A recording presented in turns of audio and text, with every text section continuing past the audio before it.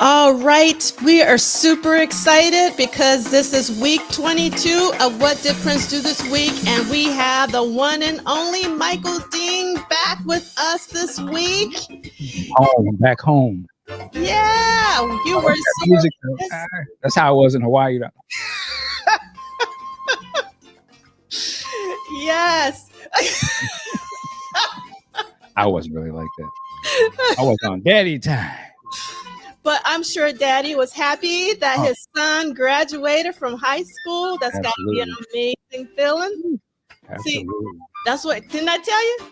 We got another very important guest joining us right now. Just knock on the door. Yeah. Who that? Who that? Oh, see, come on in here, man. Get a seat. Yeah, look at, I'm knocking on the door like I don't know how to come in. Exactly. You know that door's open.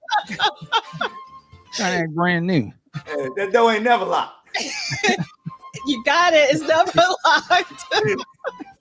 Just come on in.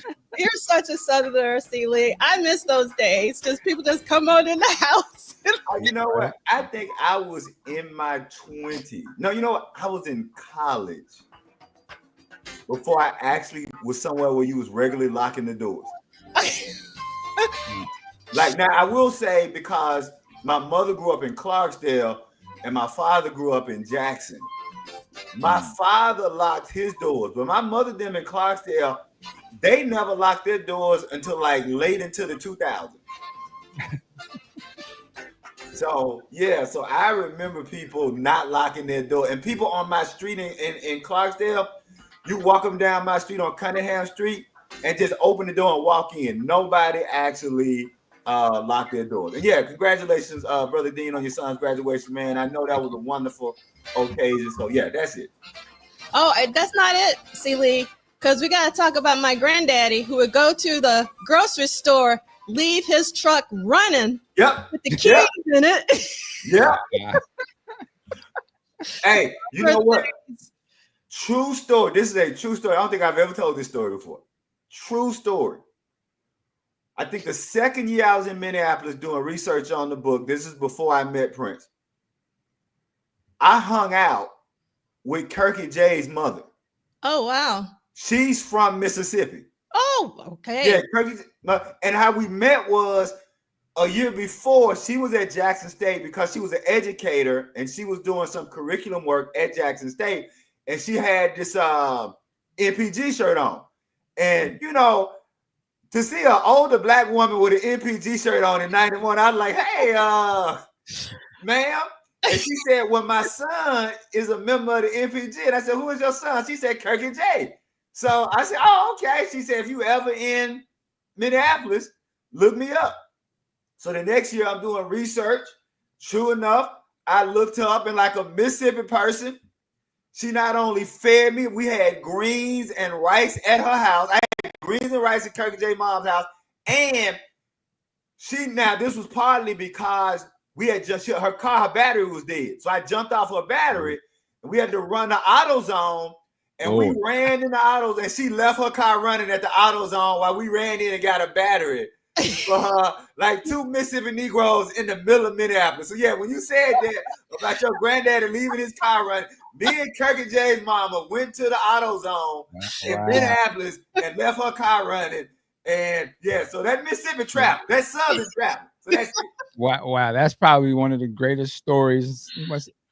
I got a story with Kirky J's mama. We eating green, and I took her to the AutoZone, and I was like, what? And we changed the battery. Like, Lord. So yeah. That's some family love. That's some family love. All right. So we got to first in the chat this morning was Chris P. From Texas. That's right. And we got Christina on Amtrak, which is one of my favorite things in the world. So got to give a shout out to Amtrak. Amtrak. On my way, Michael Dean. On the way to Seattle. From Minneapolis. Hey, actually, did she get a sleeper car? Oh, Christina, did you get a sleeper car? I love the sleeper car. Like Kim is going to be timing us out like right now. Okay, I got to get my sleeper car story really quickly. So I always wanted to ride a sleeper car. It's HELLA expensive. I Yep. mean, like really expensive because you have to pay for it on top. Yep. So, but when I first moved to New York, I did not want to fly because I really did not like planes. So I would take a 16 to 17 hour train ride from New York to Georgia. And one of these times, Amtrak called me up and was like, "We have a sleeper car special. You can add a sleeper car for just $75." I was like, "Yes, I'm going to get my sleep." And I had the most amazing time. And I kid you not, this year I was like, I want to get on the sleeper car again. I'm going to go from New York down to Georgia. I looked it up and it was like $375 extra on top of the ticket. And I was like, nope. And then actually the train, which used to be cheaper than the plane, became more expensive than the plane. So then it forced me to start flying down home. But I love me some Amtrak. That's all I got to say. And I say this. Look, that like you said, that sleeper car is hella expensive. But we did the first time we went to Minneapolis, it was on the train, and it was supposed to be like 17, 18 hours, but there was a storm. So it ended up being 22 hours on the train. And you best believe I didn't have the sleeper car going, but I got it coming back. Look here, I was like, take all my money, but I can't sit. I can't do almost 17, 18 hours in the seated position. I understand. All right. So before Kim gets on us, let's get this party started. Oh, but before we get this party started, I saw a comment from Chris P. talking about where these other comments coming from. They're coming from you, Chris P. They are in the chat in the bottom right-hand corner where you're trying out this new StreamYard feature. So you can see all the comments in the chat because, sometimes I'd be slow in getting them on the screen. See what I tell you. Michael Dean, we got the Rickster in the house. I hope you're not driving. Actually, I am. I can't stay long today. I just came to say what's up. Okay. Oh, okay. But I'm doing a good thing, though. One of my former students graduated, so they're having a graduation party. So I told them I'd come through. Okay. Do my educator thing. So yeah. So we appreciate you checking in, but we're going to check you out because we do not want to promote talking on the phone and driving and streaming at the same time. Please. Thank you so much. Hey, man, what's up, Mike? Okay, what's up, Rick? Man on the field, Eyewitness News here. Prince fans, what's going on out there in these streets? There you go. Hey, man, I'm going to tell you what's going on. Man, the Raphael Sadiq concert tonight, man, that's what's going on, and we ain't going to be there. Oh, God darn it. Oh, that's a tragedy. That's a tragedy, Rickster. Hey, man, it is, isn't it, brother? But hey, you know what? I know we'll be there in spirit. This is Eyewitness News coming from the Rickster. Eyewitness News. Eyewitness News and D'Angela's sleeper cart story on Amtrak. Now you got to throw it. Not the sleeper car story. You get around old folks and get. Let me tell you about that. I had to clean some grits. Oh my God! So you're scaring people, Ricky, in the chat. So I'm sorry. Sorry to scare you. Look, okay, I'm out. I'll see y'all later. You said Rick is in the trap. Okay, go ahead, Rick. Be careful. Bye, Ricky. I'll see y'all later. Have a good show. Rick on patrol around Minneapolis right now, making sure everything's safe for y'all when you get there for celebration. Rick's outside the car right now at the gate. At the gate. Oh my God. Yeah, clear the sidewalks, Theo said. And he was Rick said, let me chime in on the streets. Hilarious. Okay. Again, we want to promote safe driving. So do not do what we're doing. All right. Okay. Rick was on here. Where Rick at? Driving. Oh, hey, that's cool. I'm still here. We still a band. That was Rick. Basically, we still a podcast, right? Like you out driving around. We in here in the rehearsal. Oh my God. All right. All right. And I love it's coming from Elder Bar, Rick Rowland. All right. Oh no, Purple Cat Confetti said that their windows are wide open in their home because they recovering from COVID this week. I hope you feel better soon. And like clean air coming from the window is always a good thing. And then Feel better soon. yes. And Tile Sophie says, keep Ricky pretty again. Oh my God. Okay. All right. So we haven't even started yet. But we're just 10 minutes in. Okay. So here we go.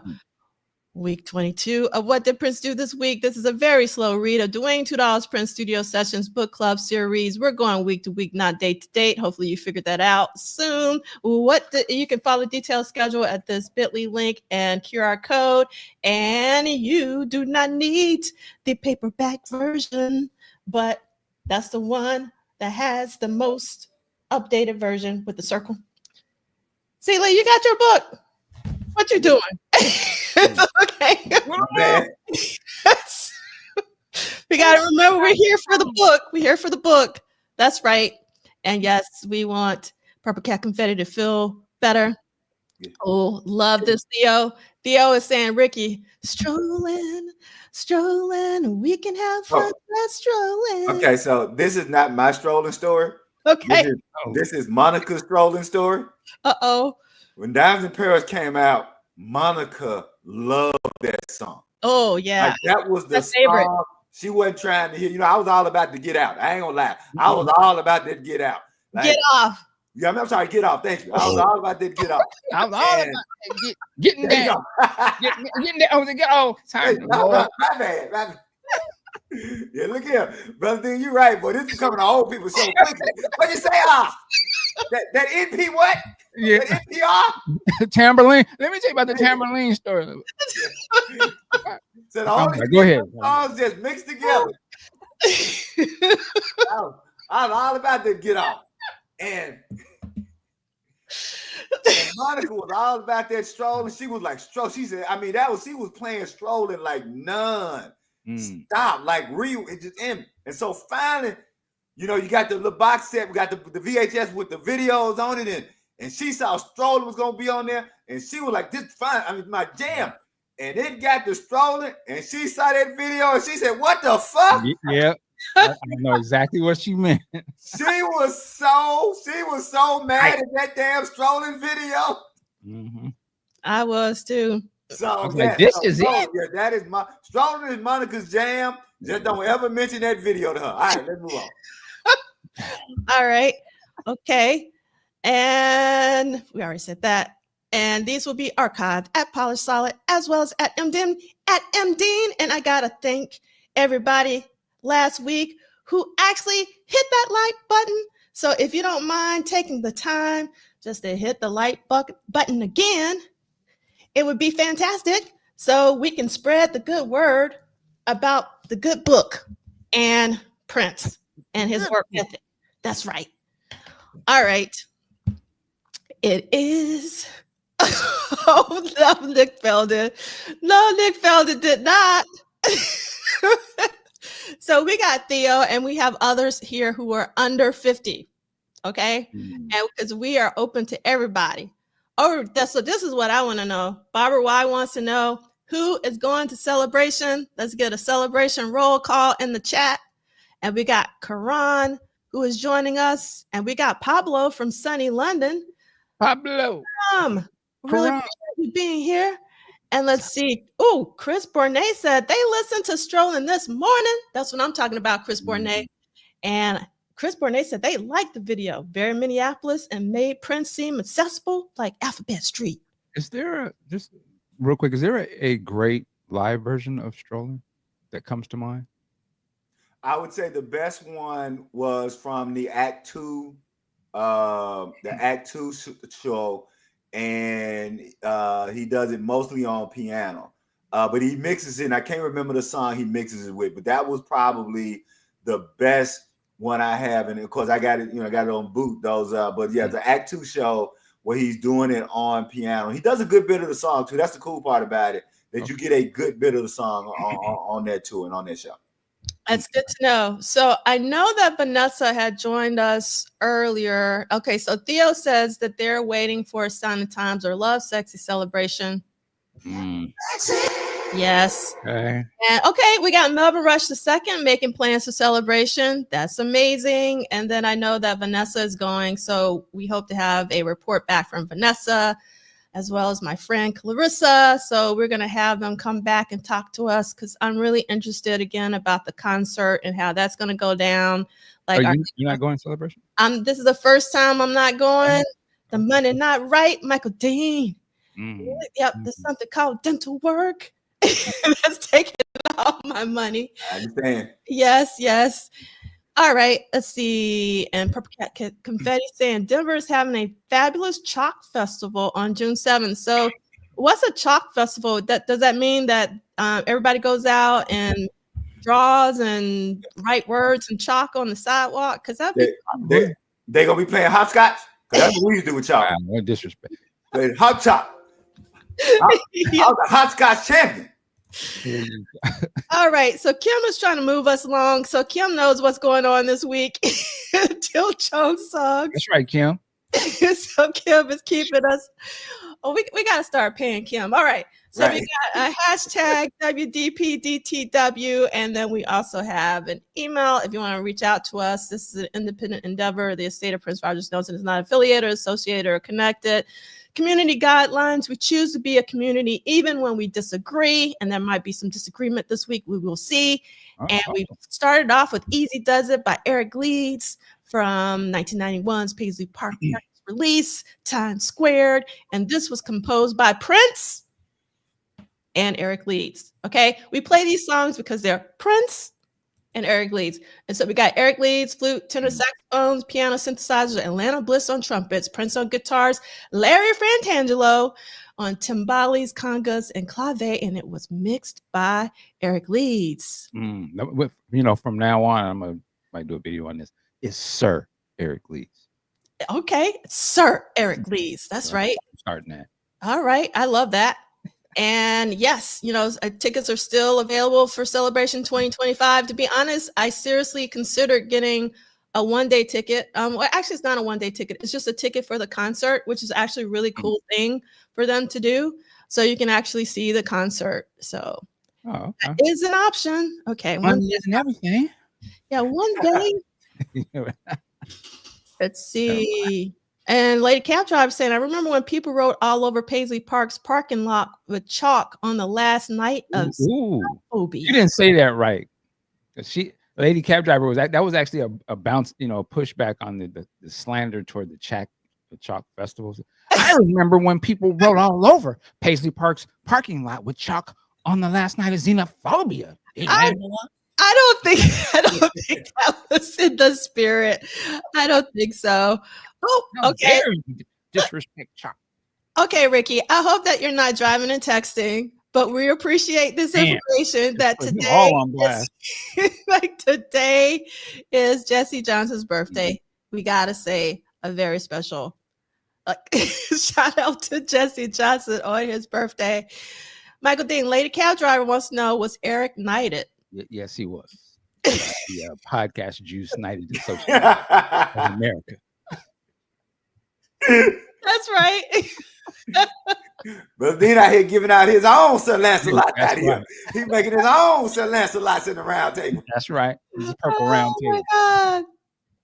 All right. Okay. And then Karan is saying, hubby and I aren't going either. Really wanted the revolution and a full around the world in a day experience, but we're all for Celebration 2026 parade and under the cherry moon. That's what I'm talking about. Into existence. Yes, we are speaking it because we got to shout it out to the universe. We got to send out our bat signals and all of that. And I love this from Theo Thunder, all through the night. KNIG. Theo, that's me and Theo right there, man. Nights of the podcast juice. Kim, you're supposed to be taking time, Kim. You're supposed to be clowning and joking. We ain't even started the show yet. We 19 minutes in. And Lady Cab Driver Michael Dean said, no, that was a happy memory about the chalk during Xenophobia. Oh, my bad. I was fighting to fight for you, Kim. I mean, Lady Cab Driver, excuse me. All right. Okay. What did Prince do this week? Okay. He made up for last week in the other book. 10 songs this week. Damn. 10 songs were tracked this week, 6 studio sessions. Okay, let's look at it. I'm not going to say all these songs because we ain't got time for that because we're going to talk about them anyway. But just look, 6 days of in the studio and 10 songs. And Kim says, I know what I'm doing. And Christina got a sleeper car. Yes, from Minneapolis to Seattle. That's what Way to go, Christina. Yeah. Christina knows what's up. Okay. Let's get this party started. So who wants to read about Hello, Stella and Charles, Come Electric Tuesday, Heaven, which is one of my favorite songs, and Electric and of course. Oh, can I start? Please? Yeah, page 144 in the paperback, but you don't have that one. So it's Sunday, May 26th. All right. Sunday, May 26th. Ooh, hello, edit. Stella and Charles. Basic tracking overdub. Come Electric Tuesday. Lord, tracking and overdub mix. Heaven, tracking overdub mix. And then Electric Intercourse mix. Sunset Sound Studio 3, 7 p.m. to 12 p.m. booked. Locked out. Producer Prince, artist Prince, and likely Jill Jones. Engineers Peggy Leonard, and the great Susan Rogers. We're reading the quote. But we're going to skip the first 2 paragraphs and go on during this session. Okay. The main thing with Prince was efficiency. He needed the world to stay out of his way, and he needed engineers to serve as felicitators of his vision and his art. Susan Rogers. During this session, he continued working on the extended version of Hello, and by the end of the shift, he had completed the mix. Although he'd later go back and make changes to both the 7-inch and 12-inch versions, it seems that Prince was eager to share his response with the public, once again allowing the music to make the statement for him, pushing back at the recent criticisms in the press. If you're on top and you're eccentric, they've got a gun for you, offered his lighting director, Roy Bennett. It just happens. The media is vicious. If there's something that they don't understand, they're going to be hurtful. And it did hurt, I'm sure. Possibly as a follow-up about redemption, Prince recorded Heaven, which contains the lyrics, all the people that we are bad to means another loss. Soon our hearts are heavy, till no man could bear the cross. Prince was quietly autobiographical on Heaven, referencing his own deep pain, his distant view of the world, and his philosophy about how we treat others. Prince would eventually revisit elements of this the following summer when he recorded The Cross. A track called Stella and Charles was started but not completed. The song was likely originally planned for Jill Jones, who thinks she knows the source of the title. Charles is his cousin's name, but Stella? We did watch A Streetcar Named Desire with Marlon Brando. He would watch that movie a lot. Unfortunately, the story of Stella and Charles was never told because the song didn't make it to the lyric stage. So according to Peggy, it was probably considered a work in progress jam and put away for another date. For me, it shifted from a jam to a song when a lyric came on, but you just never knew because of all the decisions going on in his head. It wasn't like we'd have a little chat, brush each other's hair, and talk about what his plans were. He just told you what was going to happen. There is no evidence of Stella and Charles being worked on again. Come Electric Tuesday, one of my favorite songs, is a catchy song about missing his partner and the anticipation of waiting until the weekend to make love again. Once again, drawing on his lexicon of film history, he compared his lover to 1920s movie star Jean Harlow in her prime. Prince had previously mentioned Greta Garbo in Vanity Six's 3 × 2 = 6, and Clara Bow, who coincidentally starred in 1929's The Saturday Night Kid with Harlow in Condition of the Heart. So he was obviously a fan of movies from that era. It was likely he had been reflecting on this period because of how he was presenting the families to singers, Susanna Melville and Paul Peterson, as glamorous stars from that generation. That's interesting. Prince often used a standard method of getting the sound of the drums on tracks like this, remembers Coke Johnson. We had a little device called a clap track. It was an 8-inch by 12-inch little piece of electric gear. You could send a snare into it and it would trigger the clap on the output. Then you could adjust the pitch, the length of how raggedy the clap was, or you could just play it manually with the trigger button. So he just sat there and dropped that. I'm sorry. So he could just sit there and drop that in instead of the snare, which gives it a more human feel. A quick mix of electric intercourse was also completed, but it is unclear if it was a studio version or the live take that he'd done on August 3rd, 1983 at First Avenue. This 17-hour session wrapped up at noon. Status. It is interesting to note that of the 5 songs from today's session, only one, Hello, was released by Prince as a B-side. Stella and Charles, Come Electra Tuesday, 4 minutes and 21 seconds. Heaven, 8 minutes and 3 seconds. And the studio version of Electric Intercourse, 4 minutes and 57 seconds, remain unreleased during his lifetime. Heaven was strongly considered for Prince's next film, The Dawn, but when that project was canceled, it went back into the vault. Electric Intercourse would eventually be included on the posthumous Purple Rain Deluxe CD in 2017.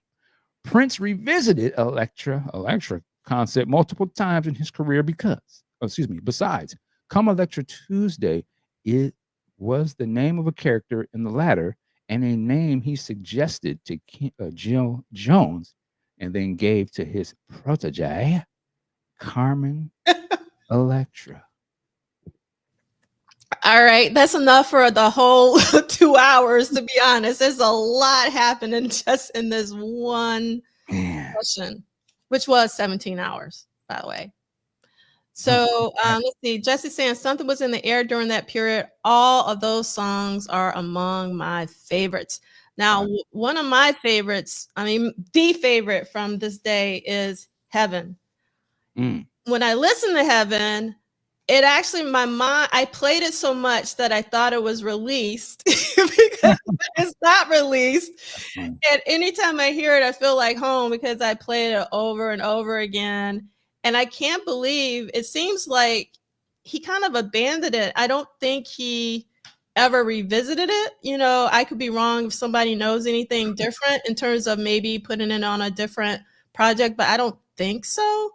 And it's something about the melody in that song, the way he sings it, the stacking of the vocals. It's such a beautiful song. And that's one, you got it, Michael Dean. This is one of the songs that I truly hope gets remastered and re-released on some box set. So, so since Ricky is not here today, I will take the honors of Dear Estate. We really would love a remastered version of the masterpiece that Prince composed called Heaven. Amen. Yes, it is on this week's playlist. And yes, D68A, we just read that in the book. It was meant to be on the Dawn musical. One thing I would say about that song, and I agree with everything you said about it, I almost feel like it'll be one of those songs when we finally hear it crystal clear. I wonder if your ears were just, because for me, I'm just so used to hearing it's not like the most clear version of it, but it's clear enough, but you feel it. You know what I'm saying? I wonder if I hear it totally, if it'll sort of take away a little bit, or if it adjusts my brain or something to sort of understand that version of it. You're absolutely right, because I think I have said this before, when the actual Black album was released, I didn't listen to that version. I went back to my bootleg version, the black one with the Christopher Tracy, it's like black on black. And so that's the version that I prefer listening to sonically. You know, that's interesting when we think about it like that, because I would say for a generation of Prince fans, I don't know if it's a lot anymore, but you sort of came up with hearing a lot of his unreleased stuff and not the best quality, but it became the way it sounds to you. Like you said, you'd even prefer to hear that album that way. I could almost see them like, here is like the dirty version of it. You know, it almost kind of like it's just a fun thing to sell the Black Album. Like, no, this is not the crystal clear version. This is the true, how it sounded for most fans at that time. You only heard it like this. You know, it'd just be a funny thing to have. Like, this is how we used to hear Prince. We didn't hear it crystal clear. You heard like these backdoor alley copy sound. You know what I mean? Just, but it wasn't about the sound quality. It was about the feel of the song. Yeah, the feel of it. Music. So that's all. So D68A confirmed what I thought too. It doesn't seem like Stella and Charles is circulating. So if anybody got Stella and Charles and you want to make somebody happy, if you want to contribute to society, you can make it fall out of the sky. Or if you don't want to do that, you can send it to me and I won't share. If that's what you want to do. I also wanted to add, Come Electra Tuesday. That's one of my jams. Like, I do want to hear that one crystal clear, but that song banging to me. Like, bring it down, because it's not banging for me. Really? When I first heard it, I was kind of like, what is going on here? And I think it's because I don't think the drums are mixed properly or something. I don't know, but to me, like, this one of his funky songs, if you really listen to how he's playing and the time that he's doing, he's like kind of doing it that sloppy, sort of rhythm to it, which to me is incredibly, you got to really be on your shit to be able to play like that. And to me, the whole song is like on that slop. Like, this song actually reminds me of, or this guy reminds me, D'Angelo, like the later D'Angelo reminds me of that. Like, okay. So Voodoo D'Angelo. Yeah, Voodoo D'Angelo. So I think my issue with the song is, I think the ones that are floating on the internet is maybe the 1986 version with the overdubs and everything. And I really want to hear a true 1985 version of the song, because it doesn't feel like 1985 to me. It feels like 86. So that's also another thing. I have a disconnect, because I was like, I don't think this is the first version of the song, because it doesn't feel like 85. So that's me. Okay, I can see that. What about you, C. Lee? You're quiet. What's going on, C. Lee? Well, I was actually, because I always have to get straight in my head the difference between heaven and She Wants a Place in Heaven. And I always So I was rolling through my Rolodex and seeing, because I couldn't remember why I have heaven, when I do my list. So if I, this time, this would be on, heaven would be on the parade. No, that's what I was trying to see. Do I have heaven on parade or around the world in the day? I think I have heaven on my parade, because that would have been the time of that playlist. But I'm kind of with Brother Dean on, I love Come Electric Tuesday. Like, it's one of those where I could have actually seen this one released and banging in the club. Like that was like one of those. It would have went hard on Black radio. It would have banged in the club. It would have made it interesting. I don't, again, I don't know where you to put it, because for it to be a B-side, maybe had to release a single, and of course we know Prince was kind of moving on. I don't know if it would have worked as a B-side to Parade, but I do think that it would have been really interesting to see what would have been Black radio's. It's just you know what it reminds me of? It reminds me of the opening kick drum for Fill You Up. Like, it's that kind of snare kick, big beat kind of 84, 85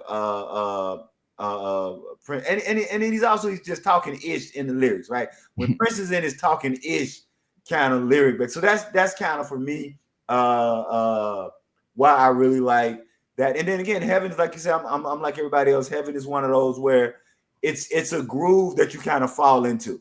Like, so when I'm listening to it on the playlist, it's something that it's just always a great kind of mid-tempo groove that becomes like a vibe. So yeah, that's it for those. Yeah. I can almost see Heaven be the closeout of a side of a record, like it's just like because he goes into a thing and just kind of goes extended, and he just starts to get, like you say, it just turns into a vibe thing. He just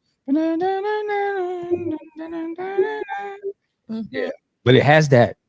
To me, it definitely has a parade feel in my mind.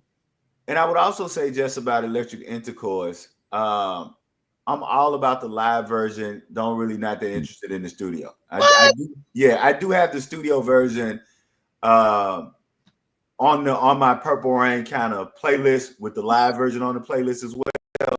And I think that I'm trying to see the word I want. The live version just feels. It's what's the word I want to say about the studio version? That's not the pretentious is not the word I want. It just doesn't feel. The studio version feels a bit more calculated than the live version, right? The live version for me just really feels. I can feel the live version in a way that the studio version just always the studio version feels cold and the live version feels warm. I'll say it that way. Now I still listen to both of them, but if I had to choose between the studio and the live, I really like the live version of Electric Intercourse. Then I do the studio. You know, I would say I agree. To me, the live version sounds like it would have been in the movie Purple Rain. It sounds on the same level as all the other songs from that movie, which are sort of live versions to some degree of these songs. Didn't it replace Beautiful One? I mean, didn't Beautiful One replace? Yeah. So to me, it just sounds like it would have been like this would have been a B-side, and it would have been the version we heard in the movie, or a live version would have been the way we were supposed to hear the song, just like it would have been the way we were supposed to hear the live songs that are, I Would Die for You, or some of these other songs, So to me, it's like that's the way the way he was recording his songs at that time. They was the live versions, and they made it to the album. So to me, that's just the way we were supposed to have heard it. I actually prefer this. If as Arthur Turnbull would say, gun to the head, I would say the studio version. That's live studio, which is very, very rare because I usually prefer the live versions of songs, but it's something about the studio version that clicks with me. And then I also want to highlight this comment from Lady Cab Driver. Heaven grabs you by the throat and doesn't let go for 8 minutes. One of the reasons why I love Heaven so much is Heaven is one of those songs you could literally put on loop for a week and you would never get tired of it. It's like, it's just like such a great groove. And that's, something that I love. Being a disciple of James Brown is all about the groove. And Prince was very much still in his JB mode during this particular era. So that's one of the reasons. And then was there something else I wanted to say? Oh, Celie, I'm glad that you brought up A Place in Heaven, especially for our newbies. Like, there's a song called Heaven, which is different from A Place in Heaven, which is different from I Wish You Heaven. Yeah, there you go. So just be aware of that. Those are all three totally different songs. So Prince had a Heaven streak of songs. All right, let's get started with our next reading, which I'll take on, which is Monday, May 27, 1985, because it talks about one of my favorite songs of all time, which is Killing at the Soda Shop. Okay, we got Polka Dotted Tiger, which I don't think is circulating. Please correct me if I'm wrong, but it says likely tracking and mix. Zebra with the Blonde Hair, which I also don't think is circulating. Please correct me if I'm wrong. Likely tracking mix. Married Man, likely tracking Prince vocal mix. Is that out? Do you guys know about Married Man? Is that circulating? Can somebody in the chat let us know? Oh yes, Chris Bournet. Chris Bournet also says that Sheila E. also has a couple of Heaven songs for sure. Look at Man Ray, you are my best friend. In honor of me, Man Ray is going to listen to the studio version of Electric Intercourse after the show today. It's in the accompanying playlist on my YouTube channel. If you go all the way down to the bottom, I really appreciate that.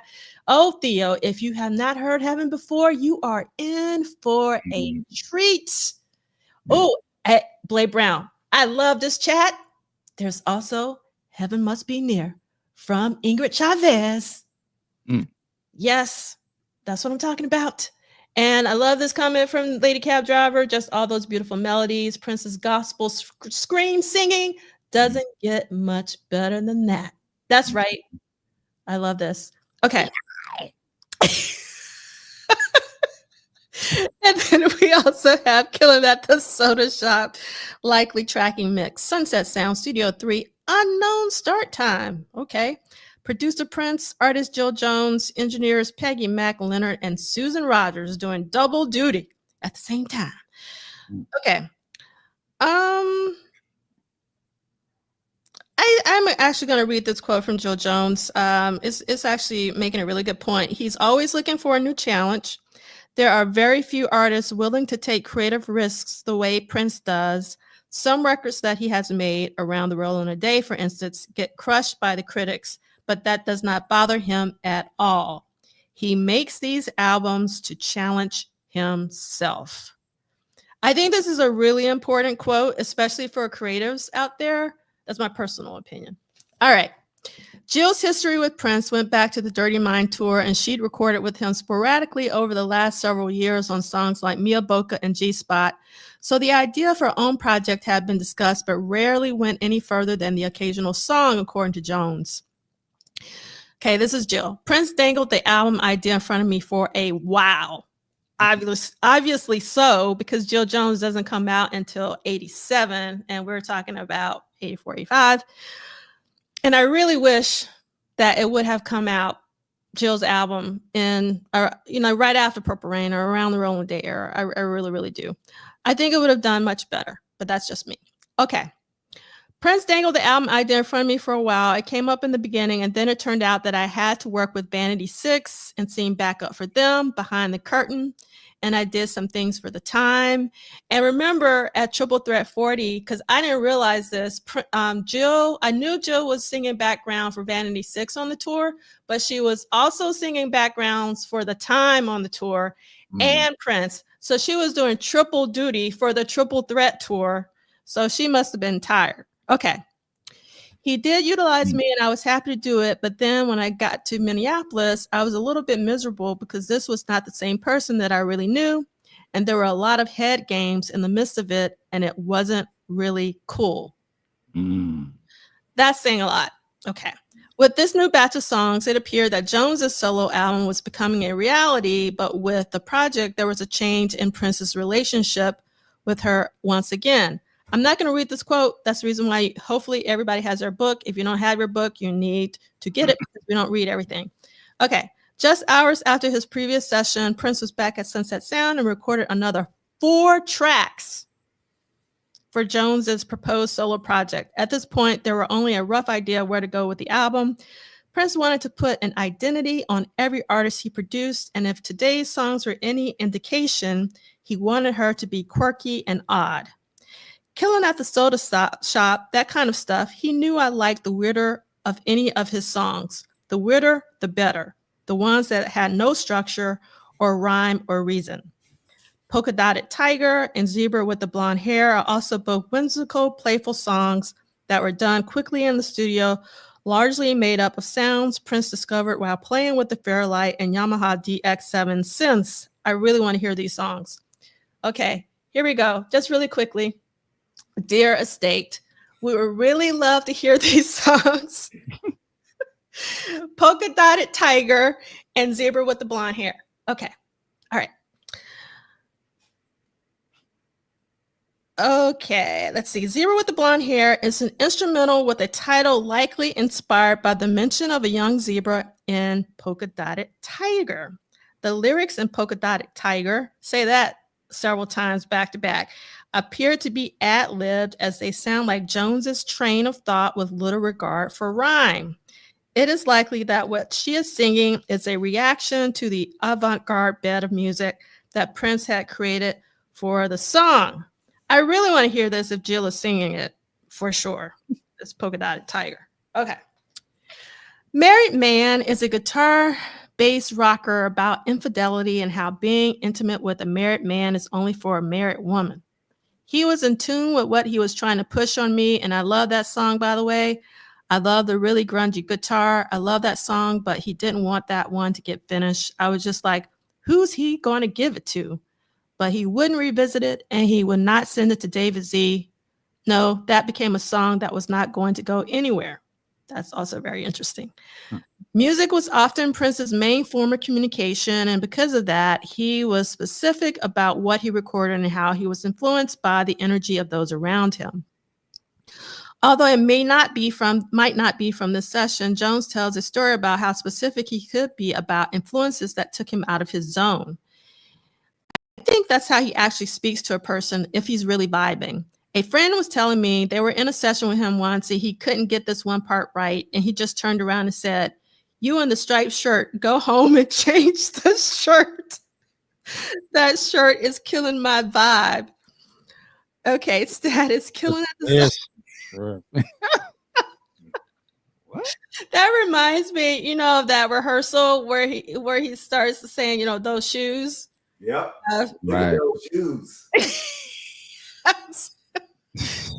Oh my God, you gotta love them. Okay, status: Killing at the Soda Shop, Zebra with the Blonde Hair, Polka Dotted Tiger, and Married Man all remain unreleased during Prince's lifetime. It appears that Claire Fisher wrote and recorded an orchestral arrangement for Killing at the Soda Shop at some point. That's right. Elements from that arrangement will later be repurposed as the intro to the title track for his 1990 Graffiti Bridge album. Ooh, I know exactly what they're talking about. That's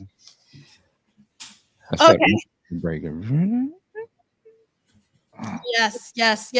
So I love Killing at the Soda Shop. It has a very Elvis Presley vibe to it, just in the way that Jill sings it.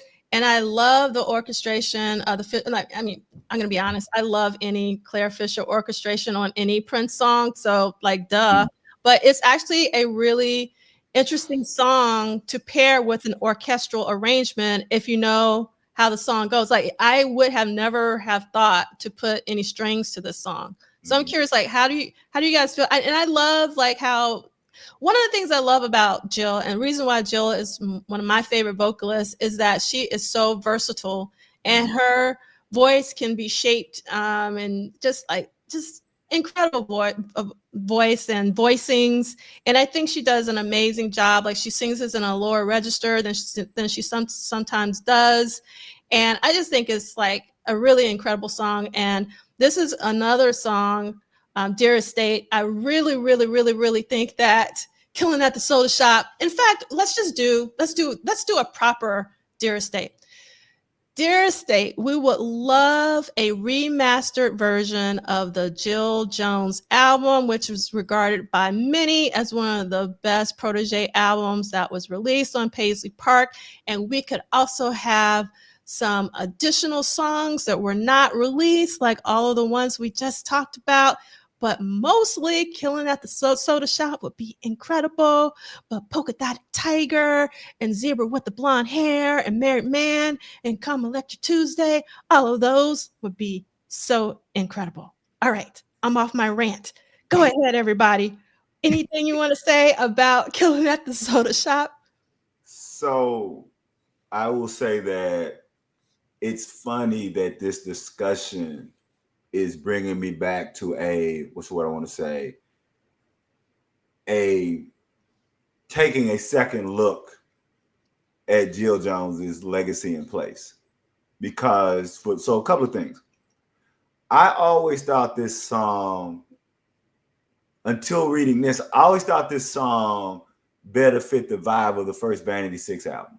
I thought it laid, so I'm with you, it laid in a kind of Elvis Presley, but it has a punk feel to it, right? So it's kind of punk rockabilly kind of thing that you could see with that first Vanity 6 album. But this also gets to why I had to be returned on to Jill Jones. I think that what I missed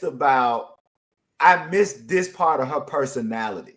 So that for me, you have to understand. So for me, when I think of Jill Jones, unfortunately, I think of a song that I actually like by Prince better. But the song that I think about is Trip and a Half. Okay. But the problem is, I always felt like this was probably a better song for Jill than Trip and a Half. Not because Jill doesn't do it well. I want to be clear. I was about to say, we're about to get into right. it. Not because Jill doesn't do it well, but again, because what you said is right? If we look at what Jill was doing behind the scenes, her voice is clearly versatile. But on her released album, I'm trying to see how I want to say this. I think that they were pushing, I don't even know if they were pushing it or if it just kind of like, I think that she comes across more so as a soul singer than the quirky person she really is. And I think that if some kind of way they could have found a way for her to be more quirky, more punk, more rock, more all of that. So again, I wish I would have discovered this song by Jill first rather than discovering Trip and a Half, because I think this song would have served her better in a long-term career, because I just think that Trip and a Half made me put her vocally or sonically in an R&B bag. And she was, and again, when you say much more, it's not that I'm downplaying R&B, but understanding what she could do vocally in background. I don't know if now that her album served her what she could do well. If that's what I'm trying to say. And I think that this song, I think, lets you see where I think would have been her natural groove if she could have gotten more of this. I'll shut up. All right. So there's a lot of things I want to say, but I'm going to try to keep it simple. And actually, I'm going to jump. Everybody knows I love Jill. Everybody should know I love Jill Jones's album. I love anything Jill has been on, with one exception that we're going to actually talk about this week. And I actually want to talk about Stone Freak. Hi, Stone Freak. I hope you're well. This comment about physical media is pretty much over. For us collectors, yes, we love the box sets. For the casual collector, it isn't buying those box sets. I want to say so much right now, and Kim would kill me if I really went into a rant, so I'm not going to go into a rant. So, but I will say this. Box sets are not for casual collectors. They never have been. But there is a core Prince. I'm hoping there is a core community of physical media collectors in the Prince community. I know that I am one of them. So let's look at Exhibit A. All right, give me 1 second. This was released last week. This is Neil Young Archives, Volume 3, in 1976 to 1987, 17 CDs. 17 CDs. 17 CDs and a Blu-ray, and five Blu-rays, deluxe edition, $450. If this was for Prince, I would be all over this. And so there are 198 tracks on these CDs and 11 films on the Blu-rays, as well as a 160-page book. If Neil Young can get 17 CDs and 5 Blu-rays, are you telling me that we as a community, the Prince community, can't purchase a box set, a physical box set of Prince with 17 CDs and 5 Blu-rays? And keep in mind, that's Volume 3. So there's been 2 of these before then. So that's Volume 3. Yes. So this is, I mean, we are out here the people who still believe in physical media, I'm going to show you some vinyl that I just bought from another artist this week. There are vinyl heads out here who still believe in physical media because sometimes songs disappear from these streaming sites or they're not even on the streaming sites. So that's my little rant. I'll say this, and I like what we all can have qualms and quibbles about what this state has done. So I don't want this to come off as a negative for the state. I mean, I like what they're doing, everything. I will say that for those box sets to work, how can I say this? And again, I understand that times change and things change. I'm just thinking about, I was 7 years old when Elvis died, and I'm from Clarksdale. Elvis was from Tupelo. So, and Memphis is right by Clarksdale. So what the Elvis Presley estate did, again, I'm not comparing the two, but they decided to just bum rush people with stuff.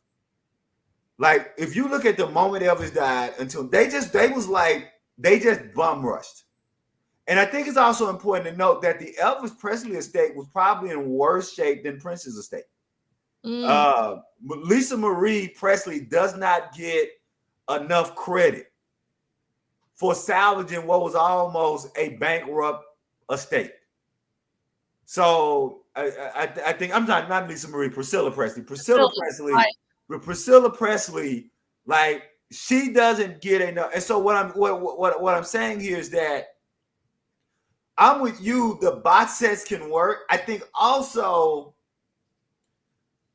again, now that they've gotten out of the Netflix deal, there's gonna have to be some amount of type of bum rushing where you're getting Prince back in the face of most people in a way that the Michael Jackson estate is doing, in a way that other states are doing.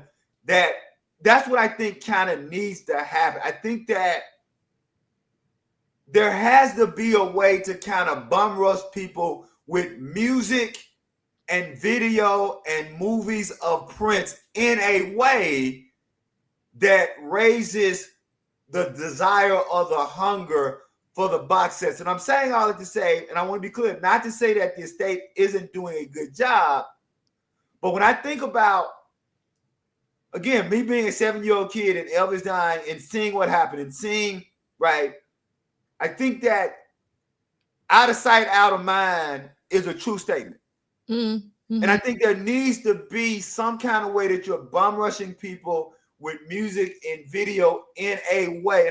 And so again, how do you do it? I don't know if I have the solution for how do you do it. I just know that I was anticipating more movies, more live stuff. Like there are a lot of streaming things. To me, like, they haven't streamed with all of the streaming opportunities. Not enough streaming of Prince's tours is taking place. Mm-hmm. Like, it's just Prince's, one of the greatest live performers ever. And with all these streaming venues, Nude Tour, right? Diamonds and Pearls, Sign of the Times, right? The Hit and Run. I think those things should have been in people's faces hard, fast, and early.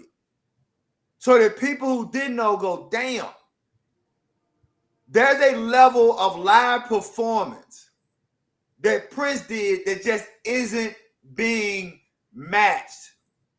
And so I think that's what would drive those box sets. I'll shut up.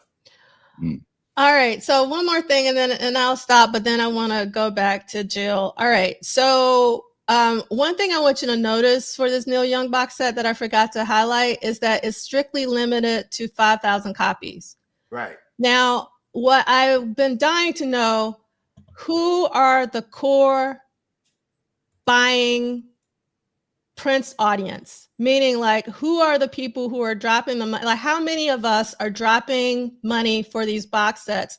Is it possible for them? Because, like, one of the arguments is that it's not profitable.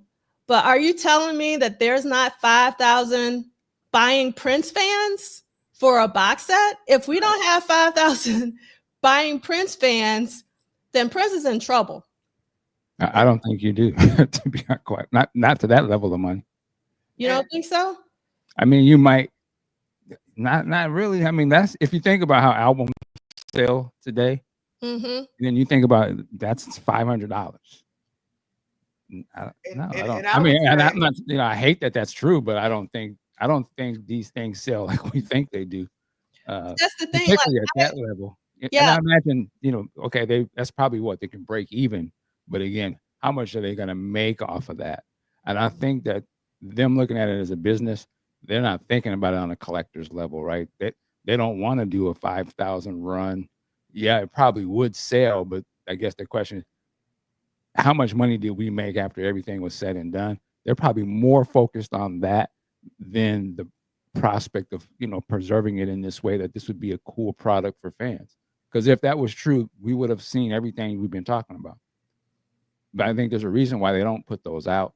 It's not because we wouldn't buy it. I don't think for them it's a moneymaker. They probably make way more money selling all that stuff on that website than they do selling any of this music. All of those little items that you can put as logo and stuff, they probably make way more money. It'll probably cost them nothing to make it. It's probably made on demand, and it's the infrastructure to ship it out is already set up by whatever company is administering that. It's probably a super money maker for them. Then it would be to hire somebody to curate and create all of this, mix it and all that to get it ready for us. I just don't think they.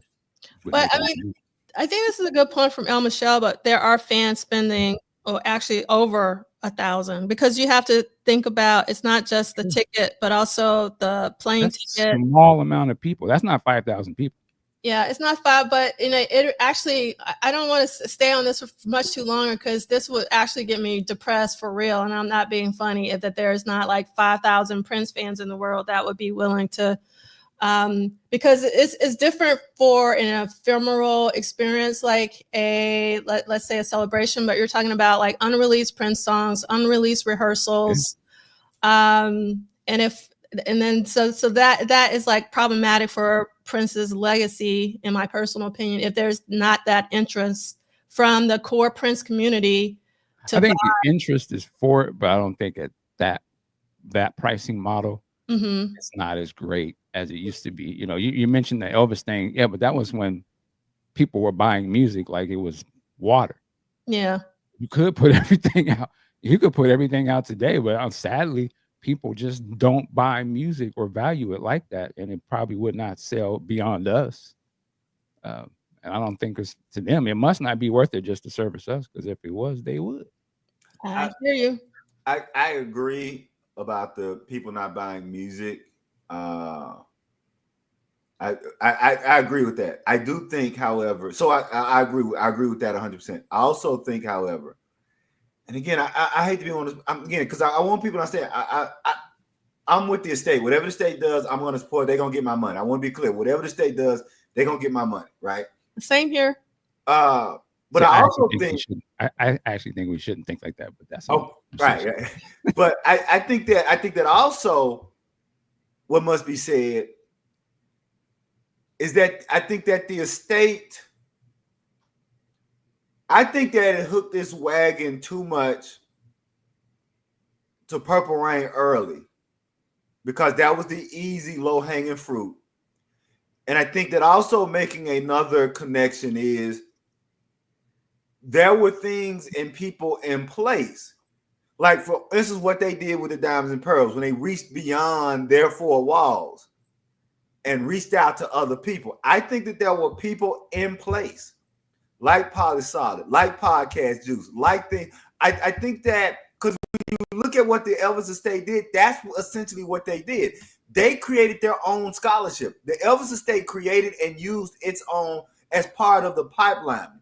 And so I think that it really has, like, I don't disagree. I agree with everything, particularly from a monetary thing that Brother Dean is saying, but I also think that two things can be true. And also in making the quick cash grab, for going for the low hanging fruit quickly, you limited what you could do for long term. So for instance, when Stone Freak says there are different levels of collectors, example, who's heard of Slaughterhouse to even come, that's the fault of the estate.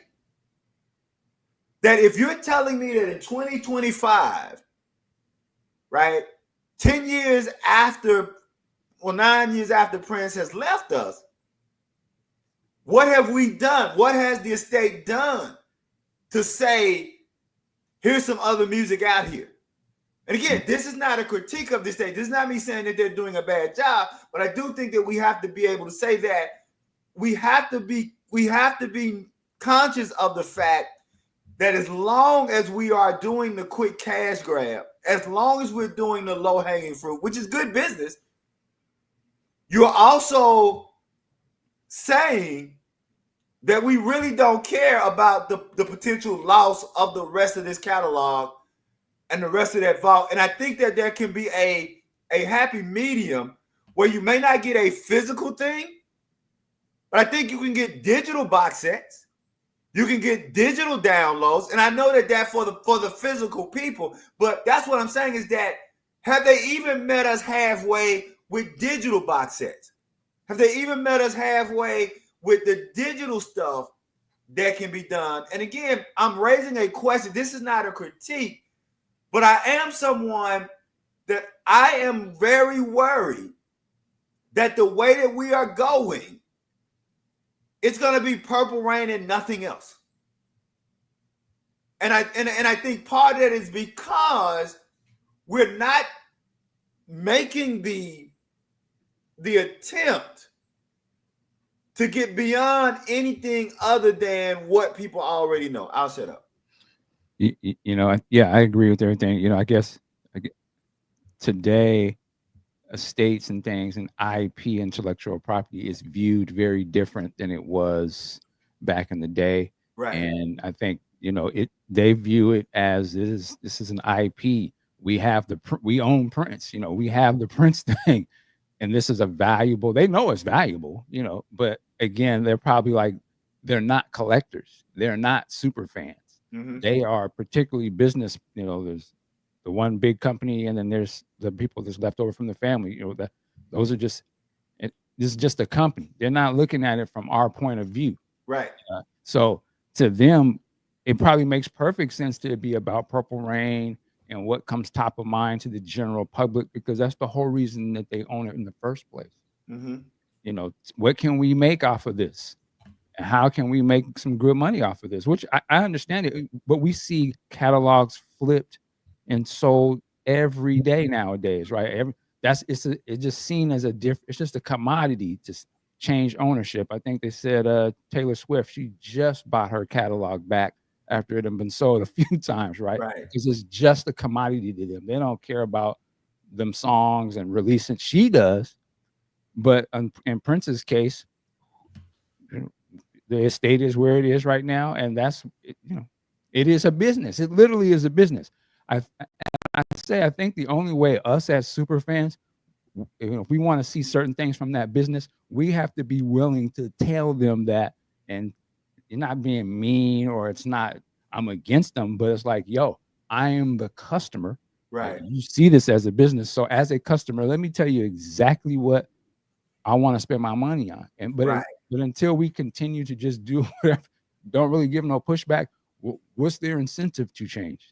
Right. If I was them, I wouldn't change nothing either. Like, you're gonna give me your money anyway. Right. I can meet you halfway, maybe, but let's be clear. I'm trying to sell these symbols. You feel me? So to me, you have to be able to let them know, here's what we are interested in. Mm-hmm. And they have to be able to see it, I guess, when the numbers come in. Oh, this actually didn't work. They responded more to this. I guess we should probably go do this. Mm-hmm. But unless you continue to just say, hey, I mean, it's cool. You can hear people's voices. Then, yeah, like, you'll get what you pay for. Right.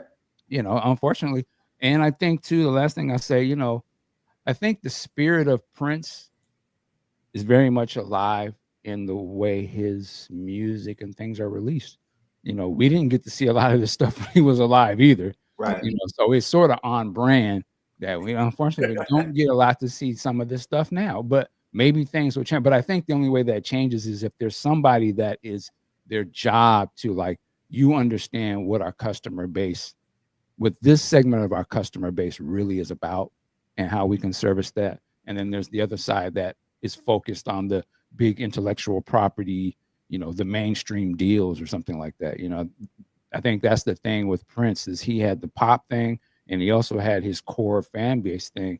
And now that he's not here, the focus, unfortunately, is probably more so on the popular thing than it was for the people who would go to all those tours year after year. The group that was buying the albums, even though they weren't big sellers, we would still buy them. And that's how do you service both of those and still make a lot of money, I guess. Right. I think that's where we're at with it. So go ahead. Go ahead, Prof. Go ahead, Prof. So I want to bring up this comment from Sophie, because I have like Prince friends. I mean, not like casual friends, like Prince friends who strongly believe, Sophie, what you're saying is that we wouldn't even have the extras we do have. He wouldn't be down with a lot of this. I have a friend who tells me, listen to the albums Prince released. There are 40 plus of just Prince and others. But that is not my personal philosophy. And the thing is, Michael Dean, like, I am not a negative person.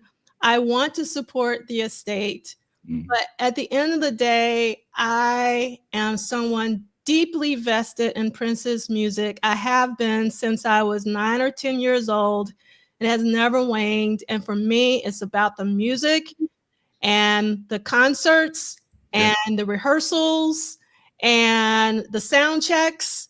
Like, I would love to see some of those things. We are the people that who are just, I'm just fiending to see this stuff, and I'm not going to be here for very long. I'm not going to be here forever.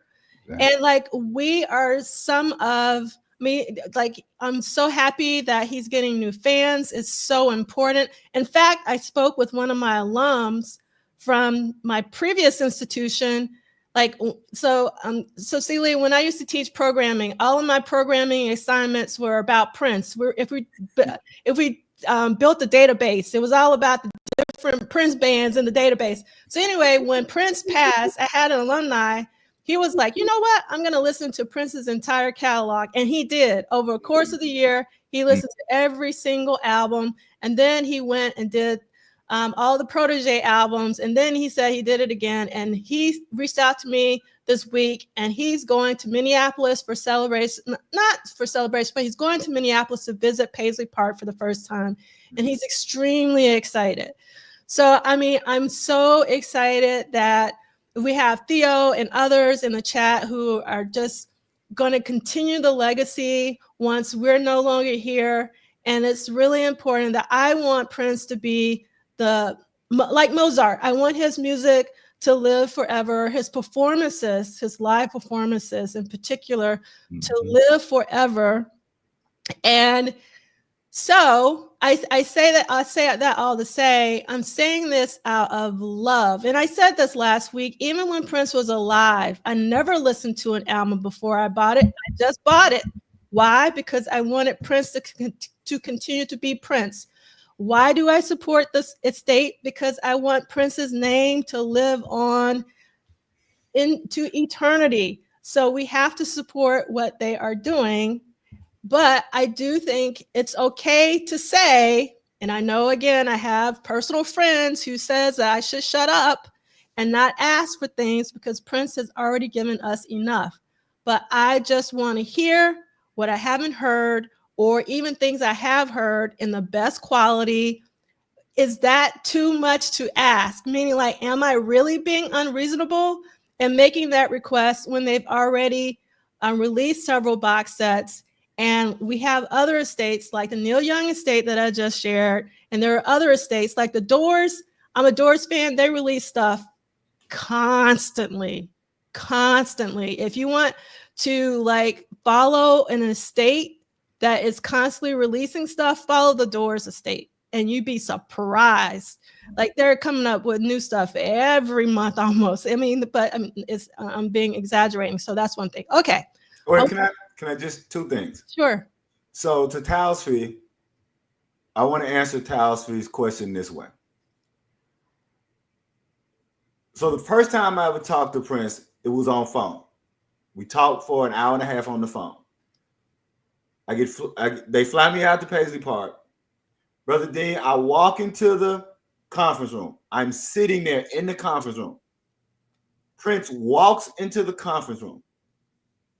And the very first words he says to me is, somebody got a lot of bootlegs. His very first statement to me is, somebody got a lot of bootlegs. And I was nervous. And the only thing I could come up with was researchers' purposes only, right? And he laughed. And he laughed heartily. I'm not saying he was okay with bootlegs. What I'm saying is, based on that encounter and what I've heard other people say, he was well aware that we had him. So I think there is a fine line. I think even Prince went back and forth about where he was on that, because Prince actually said later in life he didn't mind people sharing things. So I don't want to make the leap to say that Prince was okay with bootlegging. That's not what I'm saying. I'm saying that Prince was aware that a lot of people who followed him had bootlegs. So that's my answer, is that we had it then and Prince knew we had it. Now, what was his position on it? I can't tell you. But for me, him saying somebody got a lot of bootlegs and me making my stuff. So that's the first.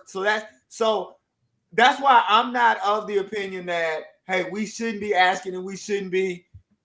He knew we had this stuff. My second thing, and this is again a suggestion question. This all is a suggestion question because it's too late for this celebration.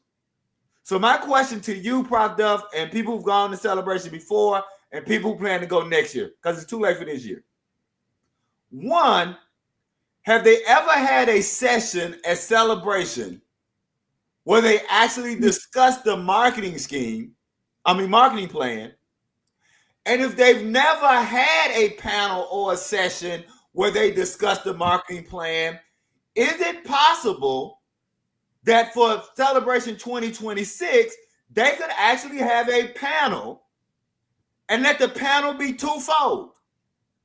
Half of the panel, 2 to 3 people, be people working for the estate, discussing the marketing plan, and have 2 or 3 people like Brother Dean and Prof. Duff and Duane Tudahl. And it'd be interesting where Duane Tudahl would sit, because he's kind of like Paisley Park estate folks, but also super scholar fan. But to have maybe a 6-member panel, and I know 6 is probably big for a panel, where we actually have this discussion about what's the marketing plan and what fans can support, and have real data. Because I'd love to see, like Brother Dean, I'd love to see those numbers. I'd love to see the state say, here are the numbers, here's what they say. And again, this wouldn't be a bashing or a justification session. It would be let's have a discussion about how can we make this better, because I think we all want the estate to make money. And if we all want the estate to make money, let's have a real session at Celebration 2026, so at least we know what people are thinking with the estate. Because sometimes you're thinking one thing and it could be something else. I'll shut up. So actually, I'm going to share my screen. If you look on Saturday for Celebration this year, they are going to have the Vault and Future Plans panel. Okay. And it says from 2 to 4, but it doesn't say who's going to be on that panel and what they're going to talk about. So one of the things that I think you said that's super important is the data. Like, I want to know how many of these box sets have sold.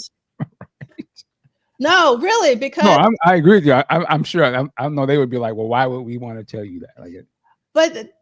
Because I guess the thing is, I would say the big assumption I think we are making, and it's an assumption, we don't know what they make.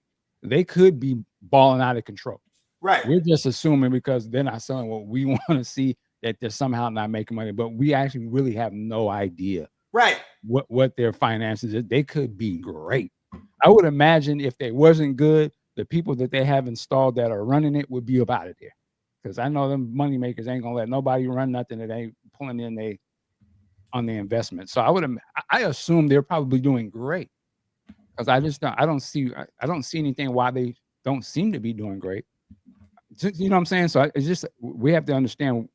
We're just assuming that there's some sort of problem, but no. I want to be clear. I'm not assuming. No. I want to be clear in my position. I'm not assuming that they're not doing great. Right. I'm actually assuming that the reason they're doing what they're doing is that they're making money. Okay. My point is that you're making what I consider short run money, and you're leaving long-term money on the table because you have a myopic understanding of what could sell. That's my position. My position is not that they're not making. I want to be clear. Which could be an assumption too, but I think that they're making. I'm assuming they're making money. I'm with you. I'm thinking if they wasn't making money, they'd be getting people up out the paint, right? My position though is you're making money in a way that's limiting the legacy of the artist you're serving and the catalog that you're serving. And my question is, do you have a plan that allows you to continue making money, right, while also expanding the legacy of the, because coming back to the Doors and to Neil Young and to all of these, I think to help understand your questions is to go look and see how many other legacies Primary Wave is in control of. Right. If you look on their website, you can see who they have. It's not just Prince, right? They got, I think they even have Whitney Houston. Right. So on one hand, I would probably say they probably know what they're doing because that's their business to do that. I would be curious what the other fan bases of those other legacies that they own, do they feel the same way we do? Right. Or is ours a special case, you know? So I think you've hit the head on one of the number one questions. How narrow is Primary Wave in selling those other artists versus how narrow they are in selling Prince? Right. Because it seems, again, perception, without me knowing how they're selling the other artists, it seems that they are very narrow in how they're selling Prince, and they are not as narrow in how they're selling other people. And my argument would be, you may be leaving money on the table by being that narrow. But I agree with you with everything. I'm not discounting anything you say. I agree. It's a business. I agree with that. I just think that sometimes short-term money, because here's what I've also seen. I've seen great businesses go out of business because they didn't have a long-term vision. Sure. All right, that's it. I'll say that. Okay, so we're going to go back to Jill Jones, and I want to do some correction for Chris Bournet. So you flipped Celie's point. Celie's point was that Jill Jones's album was too R&B and wasn't punky and rock flavored enough. Right. And Chris Bournet, you're saying the opposite. Right. So you know. Right. Okay. And I can say I can agree with that, which because my ultimate point was I left Jill's album not really knowing who she was. Is the best way I could put it. So I appreciate Brother Burnet's point. All right, Celie, if you don't mind reading Tuesday, May 28th. Woo! It's a fire show. We just on Tuesday. I know Kim is shaking her head right now. Polka Dotted Tiger, Overdub Mix, Draws, retitled Little Rock, tracking mix, Sunset Sound Studio 3, 9 p.m. to 5 a.m. booked and locked. Producer Prince, artist Prince Jill Jones, engineer Peggy McLennan. Jill Jones quote, "I have always taken my time to try out new things or other arrangements as a process to discover who I was as an artist and what I actually wanted." End quote. Okay, stop real quick. I'm going to do a quiz real quick. Especially if you didn't do your reading this week. Let's see who's in the chat. Where does Little Rock end up? Who records Little Rock, and where does it end up? Okay, continue. Hopefully, by the time you get to the end, somebody will have posted in the chat. There you go. Although the session was planned for 4:30 p.m., Prince arrived 4.5 hours later and began working on the instrumental track listed as Draws. The rest of the studio time was spent working on overdubs and a rough mix for Polka Dotted Tiger. It is likely that Jones's vocals were recorded at this time as well, and Prince always tried to keep it an intimate environment when doing vocals, according to Peggy. Peggy quote, "When Jill came down, I usually left the room because he would record her, so I wasn't usually in there," end quote. After 3 hours of additional overdubs, Prince requested 2 C60 cassettes of the day's work. The session ended at 5 a.m. Status: Draws was likely reworked by Eric Leeds for his Times Squared album and retitled Little Rock. No one put that in the chat. We've been listening to Eric Leeds for the past 2.5 years. Okay. And I got a question about the Little Rock. Mm-hmm. Do we know? And again, I'm not as big on the Eric Lee solo stuff as you guys, so I'm asking. Do we know if it was retitled Little Rock and it had to do anything with the Little Rock 9, or not at all? And they just chose Little Rock for another reason? That is a really good question. I don't know the answer to that, but it was the second single from Times Square, and there's actually a video for it. And the reason why I know this is when we interviewed Scott McCullough for the 1 + 1 + 1 is 3 symposium. He showed us clips, and I actually, it's in the accompanying playlist. It's an interesting video. So if you didn't know there was a video for Little Rock, there was actually a video for Little Rock that you can find in the accompanying playlist. I think it's interesting, though, Celie, that the name changed from Draws to Little Rock. That's what I want to know. I want to know, like, how did that happen? That's the question. Okay. All right. Anything else you wanted to say about Polka Dotted Tiger or Draws, or because I'll continue with Wednesday. Just so we're clear, these are songs working on for the first album. Yes. Yeah. Well, I just looked at the video. It ain't got nothing to do with the Little Rock 9. So I tell you that. Yeah. It's in a house. Yeah, it's real sexy. Yeah, it's real sexy. Yes. All right. I love Eric Leeds. I just got to give a shout out to Eric Leeds. I love you. Okay.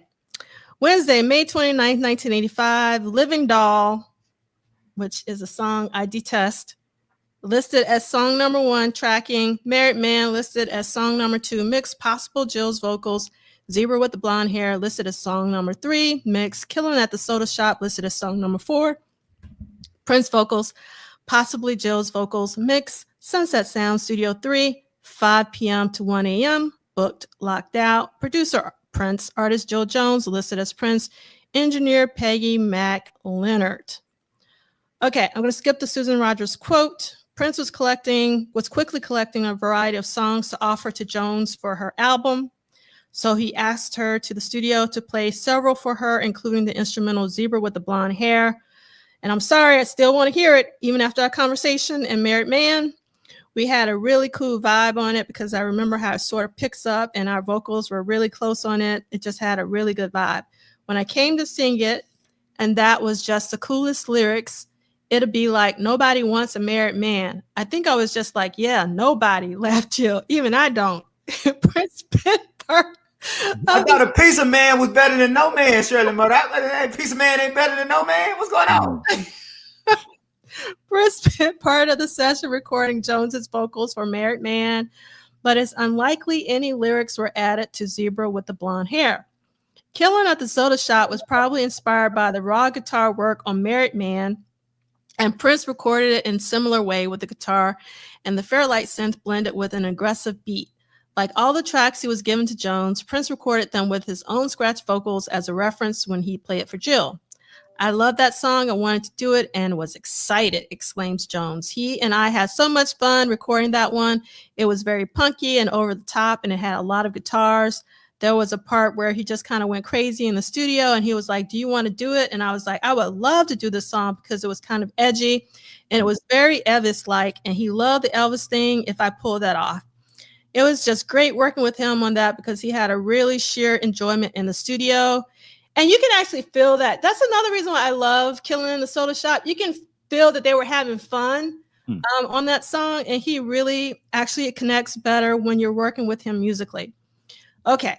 David C. remembered some of the details about Living Doll and why he felt it was a comfortable fit. It's kind of a Barbie doll song, one of those sex songs. She was set up to be a cutesy sort of a sex object, and that fit the bill. And you can see that, you know, Jill backlashed against that, obviously, because her album cover does not present her as a sex object. Okay, if Jill recorded her vocals on this day, she also added multiple layers of background vocals as well. I think your main job as a background singer is to blend, reflects Jones. I think he recognized our tones were really close. And where he could go sometimes, I couldn't, or vice versa. He utilized that. It was cool for me. I love that we were able to do that. Tina Marie, the one and only Tina Marie, trained me as a backing vocalist. The session ended at 1 a.m. It is unclear why Prince didn't make a copy of this session on cassette. Okay, that's not good. All right. Anybody have any comments about Living Doll, Married Man, Zebra with a Blood? So, okay, I'll start off with Living Doll, which is the song I absolutely hate. And it's too, I feel like that is definitely like what I call like a Vanity Six song. And what I mean by that, I don't even mean that I would want Vanity Six to sing it, because I just don't think anybody should sing the song.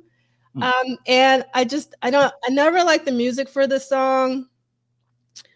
I don't know. I have a very bad reaction to this song. Like I hate listening to it. I never want to listen to it again, kind of thing. Strong words. Yeah, I do not like this bad song. reaction. Yes. I'm curious what your feedback is, Michael and Celie. Uncle Ryan is somewhere ducking right now. Like just leave me alone. Just leave me alone. I ain't doing nothing to nobody. Leave me alone. No, Uncle Ryan has PTSD. Just leave me alone, please. Okay, let me say something to Celie. I love Arms of Orion more than Living Doll. Wow. So that should tell you a lot. Good Lord. Huh. I'm not from. I've heard this song once and I just don't remember it, and it was such a bad quality. So. Oh, okay, bad quality. All right, yeah. Well, it's in the playlist, everybody. So if you want to listen to Living Doll, please give it a listen and report back in the comments and let me know. This is how many years before Jill's album is actually released? 87 is when it's released. So 2 years. 2 years. Okay. So that's I just wanted to clarify that in my own head, and it's there's a lot of arranging and rearranging and things going on here. We talk about all the reasons that Jill's album suffered, and I think also it seems like Prince was trying to go through his mind to land at a place where he saw Jill. Right, I think that Jill may have been one of the more, for a lot of reasons, one of the more complex and complicated people to get a sound and image for. I think that now that we're reading all this, that Prince himself may have been struggling. Again, I'm guessing, but I think he may have even been struggling about what I want Jill to be and what I want Jill to do. And so, and reading this is really, of course I'm glad we're reading the book, but this is really giving me some insight into Jill's album. And I remember, because I'll be quite honest, I thought of Jill, but not in this way until I first read your article about Jill. Oh, wow. Yeah, like for me, for the longest, she was just JJ. Mm-hmm. Like she never stopped being JJ from the 1999 album. Like that was how she kind of lived in my head. And then when I read your article, I was like, oh crap, okay. So JJ is all of this. And now putting all this together, I think that her album, a lot of other things behind the scenes as well. But I think also her album and her situation may just suffer from the fact that she was what's called in sports. There's a person called a 5-tool player, and a 5-tool player is a person who can do everything. Mm-hmm. And the problem with a 5-tool player is where do you put them? Because somebody got to play a position. And so Jill may have been a 5-tool player that Prince couldn't make up his mind on where to put her. I'll shut up. Yeah, I would just say, you know, Jill, there's the music and there's everything else. Yep. And she is so intricate throughout that early period, and you can kind of see a glimpse of it in Purple Rain of what it probably could have been or what it should have been. And then when the album comes out, again, she's just one of those artists that'll be around that person and it just don't pop off the way we all thought it was supposed to pop off. And you know, and I think Prince has had a couple of them, you know, to me, like a Rosie, you know, some of these people that should have been out the door, you know. And I just think, you know, it's just the thing when you're around somebody like that, where he's that big, and you know, I'm actually going to do a video about this, but you have all these other musicians that will be around it. But at the same point, she wasn't just a musician to him, you know, and the parts that we don't talk about, but all of that, you know, plays into everything about her and how we view her and her career. And I think it's just the interesting thing when you really look at all of, you know, because she was a part of all these, you know, the Vanity Six, like we just said, she was background for this, she already come from a legacy, you know, all this other stuff. Like, yeah. So there's a lot of going, and there's a personal stuff going on that probably plays heavily into that. So it's just one, you know, it's something like, yeah, we've seen that story before, but it's always interesting, you know. So two quick things. Kim, your point is right on point. That is if you know sports, Kim, your point. I do know sports. But that Prof Duff, that point that Kim just made is probably one of the best Jill Jordan points to make, that there are players who make a living coming off the bench, being stars coming off the bench, but they never make it as starters. Secondly, Brother Dean, you said something. Now I'm finna give you a job. I'm finna give you a project, because you said something that I still find true in hip hop that I think you could do. Guys from different crews who we thought were gonna blow up, but never did blow up, compared to people from Prince's Royal Court that could have blown up that didn't blow up. Like you maybe got like a Warren G, or, you know, I'm not gonna try to throw out names because, you know, I'm not, but you see the point I'm making? That there were people, and we know the DOC because he had the accident, so I don't know if he would count. But you see where I'm going with that? That all these hip hop crews had this one or two players where people thought that dude was gonna blow or that sister was gonna blow, but didn't. And I think you could draw an equal parallel between Jill Jones particularly and other people. I'll shut up since I'm giving you work that I ain't gonna do. And then we got a Daz. Yep, Daz. Absolutely. And Taja. Yep. All right. So one more thing I want to say about Living Doll, that I do. The one interesting thing I will say about Living Doll is that it actually transitions into the instrumental of Draws, which becomes Little Rock. So I actually like Little Rock, the song. So if you want to hear the precursor of Little Rock, listen to the end of Living Doll. So I just wanted to point that out. Okay, Celie, can you read? Oh, not Celie. Michael, let's let you read Thursday, May 30th, 1985. All right. Draws burning. That's the reason why I wanted you to read it. Oh. Say it one more time. Say it one more time. Draws burning. Listed as song number 1, tracking, overdub, and mix, For Love. Listed as For Love, Tie You With the Chain. Okay. tracking, overdub, and mix. That's love. Okay. Let me stop. Sunset Sound Studio 3, 4 p.m., 5 a.m. Book locked out. Producer Prince, artist Prince, and Jill Jones. Engineers Peggy Mack, Leonard, Susan Rogers, and Coke Johnson.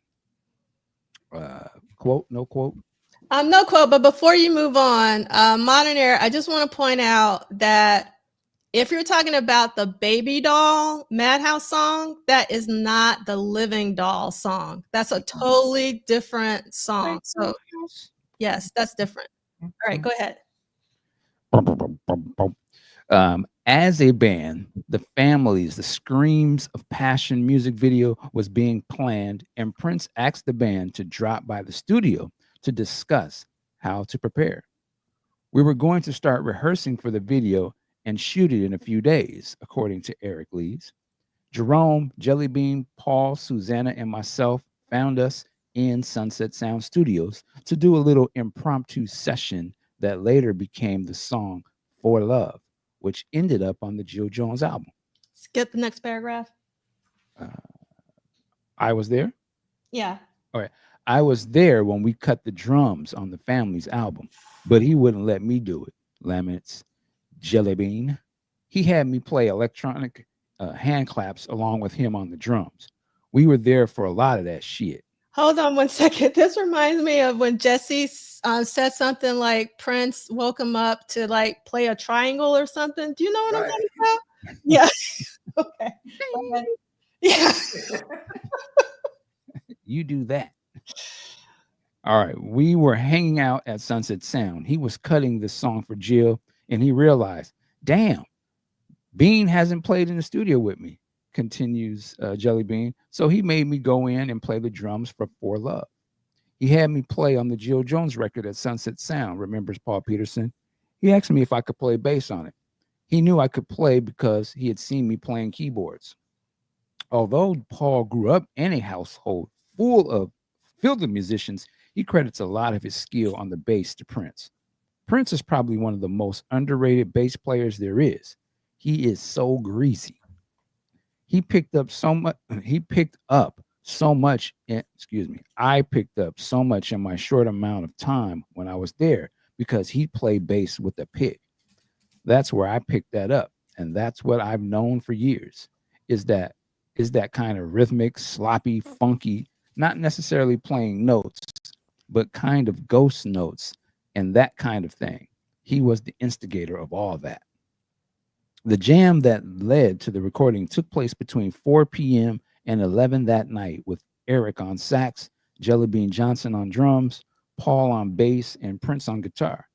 The song was created around an iconic sax riff that had been traced back to a March 10th, 1985 sound check before the Long Beach, California concert, although it is unclear if that was the first time it was introduced to Prince by Eric.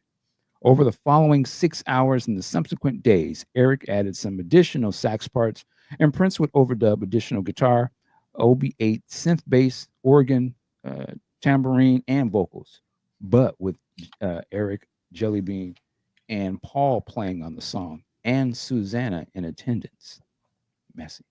It was as close to the family playing together on a rehearsed track during that period, even if it ended up on Jill Jones's album. It was off the chain, reflects Jellybean. Prince could have put it on there as the family. He could have literally done that. During the song, Jill did her impressions of several of Prince's proteges, including Susanna, followed by the band playing Good Night, Susanna, then continuing with more over-the-top impressions of Sheila E., Tina Marie, Sheena Easton, and Vanity. He was having fun in the studio, and probably in between a take, we were talking about something, and I came in and just started, remembers Jones. In between takes, you could be laughing your ass off. I definitely knew how to throw some shade when I wanted to, but in a fun way, because Tina definitely had a distinct way of singing. Earlier in the session, Prince and others set the mischievous tone when he worked on a playfully vulgar blues jam he referred to as Draws Burning, which was a one-chord R&B vamp with seemingly ad-libbed sections about Prince's relationship with the press from earlier in the spring. Prince plays the part of an angry old blues artist when he sings, "Assholes tried to take my picture. I kicked them in the neck." Despite the humorous tone of the jam, it is obvious that the incident at Carlos and Charlie's was still very much on his mind. Mm. After 13 hours, 6 C60 cassettes were made of the session, and it ended at 4 a.m. Status: For Love would be edited 4 minutes and 28 seconds and included on Jill's self-titled album in 1987. The 3-minute jam, referred to as Draws Burning, remained unreleased during Prince's lifetime. All right. So my first question is, do you think that For Love would have fit for the family based on Jelly Beans or Paul's comments? I could see it. Possibly somebody else singing it, but yeah, I could see it. I don't see it. I don't hear it, rather. Really? That's me. Celie, you thinking really hard. I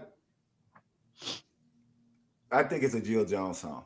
Yeah, I do too. I think it's a Jill. I don't see the way that it's not that the people individually in the family couldn't have done it, but it's not a family song, right? Because none of the family songs have a kind of hard driving, rockin' soul, rockin' blues kind of feel. Yes, rockin' blues, yeah. Right. See, and For Love is a rockin' blues kind of hard driving song. That's the kind of song I want to hear Jill Jones sing. Like I want people, I want an album of that kind of ish. No, I'm gonna say I want an album of that kind of shit where Jill Jones can come out there and do that along with the shit she did on Lady Cab Driver. That's what I want from a Jill Jones. Because I that was what I always thought we should have gotten. And also, just sadly, I always lose For Love because when I hear For Love, I start hearing For Lust in my head, right? And so I always had to get the For Lust song out my head to get back to For Love. Yes, Etta James type. There we go, Sister Kim. That's what that is. It's one of them Etta Jones. Big old soulful bluesy mama. Etta James, not Etta Jones. I'm sorry, Etta Jones. I'm mixing the Etta. It's you know, I can see her smoking a cigarette while cutting that one. you know, it was smoking a cigarette. It probably some dog liquor in the studio while they cutting that. Let me tell you what's going on. All right, that's it. All right. Somebody said message to the estate about the family. I had asked this question last week. I wonder if that is going to be released, and I'm going to say why I said that. So a lot of times when I'm doing live streams, there's certain songs that I know I can play that I know that they don't try to do any copyright to, which means they haven't really got the publishing in place on streaming on anything like that. And a lot of times the family stuff, because it's not out, you could play all day. But on a recent stream I did, I got a thing from a publishing company about one of the family songs. As a first, and that made me wonder. I was like, I wonder if they're getting ready to put this out in some capacity or something. So I'd be very curious if we don't see something. That would be fantastic, especially for Record Store Day. Yeah. All right, so I got to do this. So bear with me. This is one of my prized possessions, which is the For Love 12-inch. And the reason why it's one of my prized possessions, this is my absolutely favorite image of Jill Jones because she looks so happy. And one of the reasons why I gravitated towards Jill as a teen is, one, her album cover represented freedom for me. Prince has always represented freedom for me. Growing up in the South, you don't feel very free. At least I didn't. I'm sure Celie maybe has a different experience, but as a woman growing up in the South, you don't feel very free. So Jill represented freedom for me, and she represented happiness. And I want to show you, if you see this, this is, I did this when I was either 17 or 18. I actually screen printed this myself. I actually, at 6 or 17 or 18. I drew this and I put it on the back of my Prince Sign of the Times movie t-shirt. And so this is 101. Nice. And I still actually have like the cutout that I did for the screen print and everything. So I really, really loved this 12-inch. Now, one of the reasons why I love this 12-inch, and I have this in the playlist, if you have not listened to For Love, the 4-play remix, Prince is all up in this mix. So if you haven't listened to not the album version, but the 4-play remix, you are in for a treat. So I put that in the accompanying playlist, and you can thank me later because you can hear that Prince and Jill are having fun in the studio, and that's what I really love to hear. All right. So, Celie, do you mind reading Friday, May 31st? Friday, May 31st, For Love, listed as For Love, overdub and mix edit, Paisley Park, 12-inch version, likely mix, Sunset Sound Studio 3, 12 noon to 2:30 a.m., booked and locked out, producer Prince, artist Prince and Jill Jones, engineer Peggy Magnan. Skip the quote. Whatever Prince wanted to do in the studio got done. The schedule was exclusively his, and there wasn't anyone looking over his shoulder or keeping him on time. Even in his quiet moments, he was searching for a song in the studio, and he did without regard for anyone else's schedule. He'd sit at the piano for hours just waiting for the song to form in his head, giving Peggy an intimate piano recital that could last for hours. Quote, Prince was different because piano would flow with him. Piano would flow with him. I absolutely loved it, and it would make my heart melt to watch him play. He was amazing. Skip the paragraph. Go to Prince recorded. All right, Prince recorded a few overdubs on For Love and then sat at the piano for a few hours, casting his net and hoping to find something that motivated him. But apparently nothing intrigued him, so he left the studio for 6.5 hours. Quote, I think that's why he would leave all of a sudden, explains Peggy. It was like, okay, I'm not inspired anymore. I'm done. He would go on to another experience to find some inspiration, end quote. When he returned, he would spend the next 3 hours overdubbing and mixing For Love and the 12-inch version of Paisley Park. It is unlikely that this specific mix of Paisley Park was ever released. I just want to say, when you hear stuff like this, that's the part of Prince that, at least for myself, I don't think about as much, but it's got to be the part where a lot of the creativity and just a lot of the time spent, sort of sitting there at the piano and just trying to be, moved, or something that comes in, or you hear something, you feel something. And I imagine what that must be from Peggy's or the engineer's experience to watch a man or any person just sit there and to be creative and then try to sort of wait for it to come. Just that time of hour after hour noodling on things, going, that ain't working. Okay. And then for him to feel enough, you know what, I'm good. Let me get up.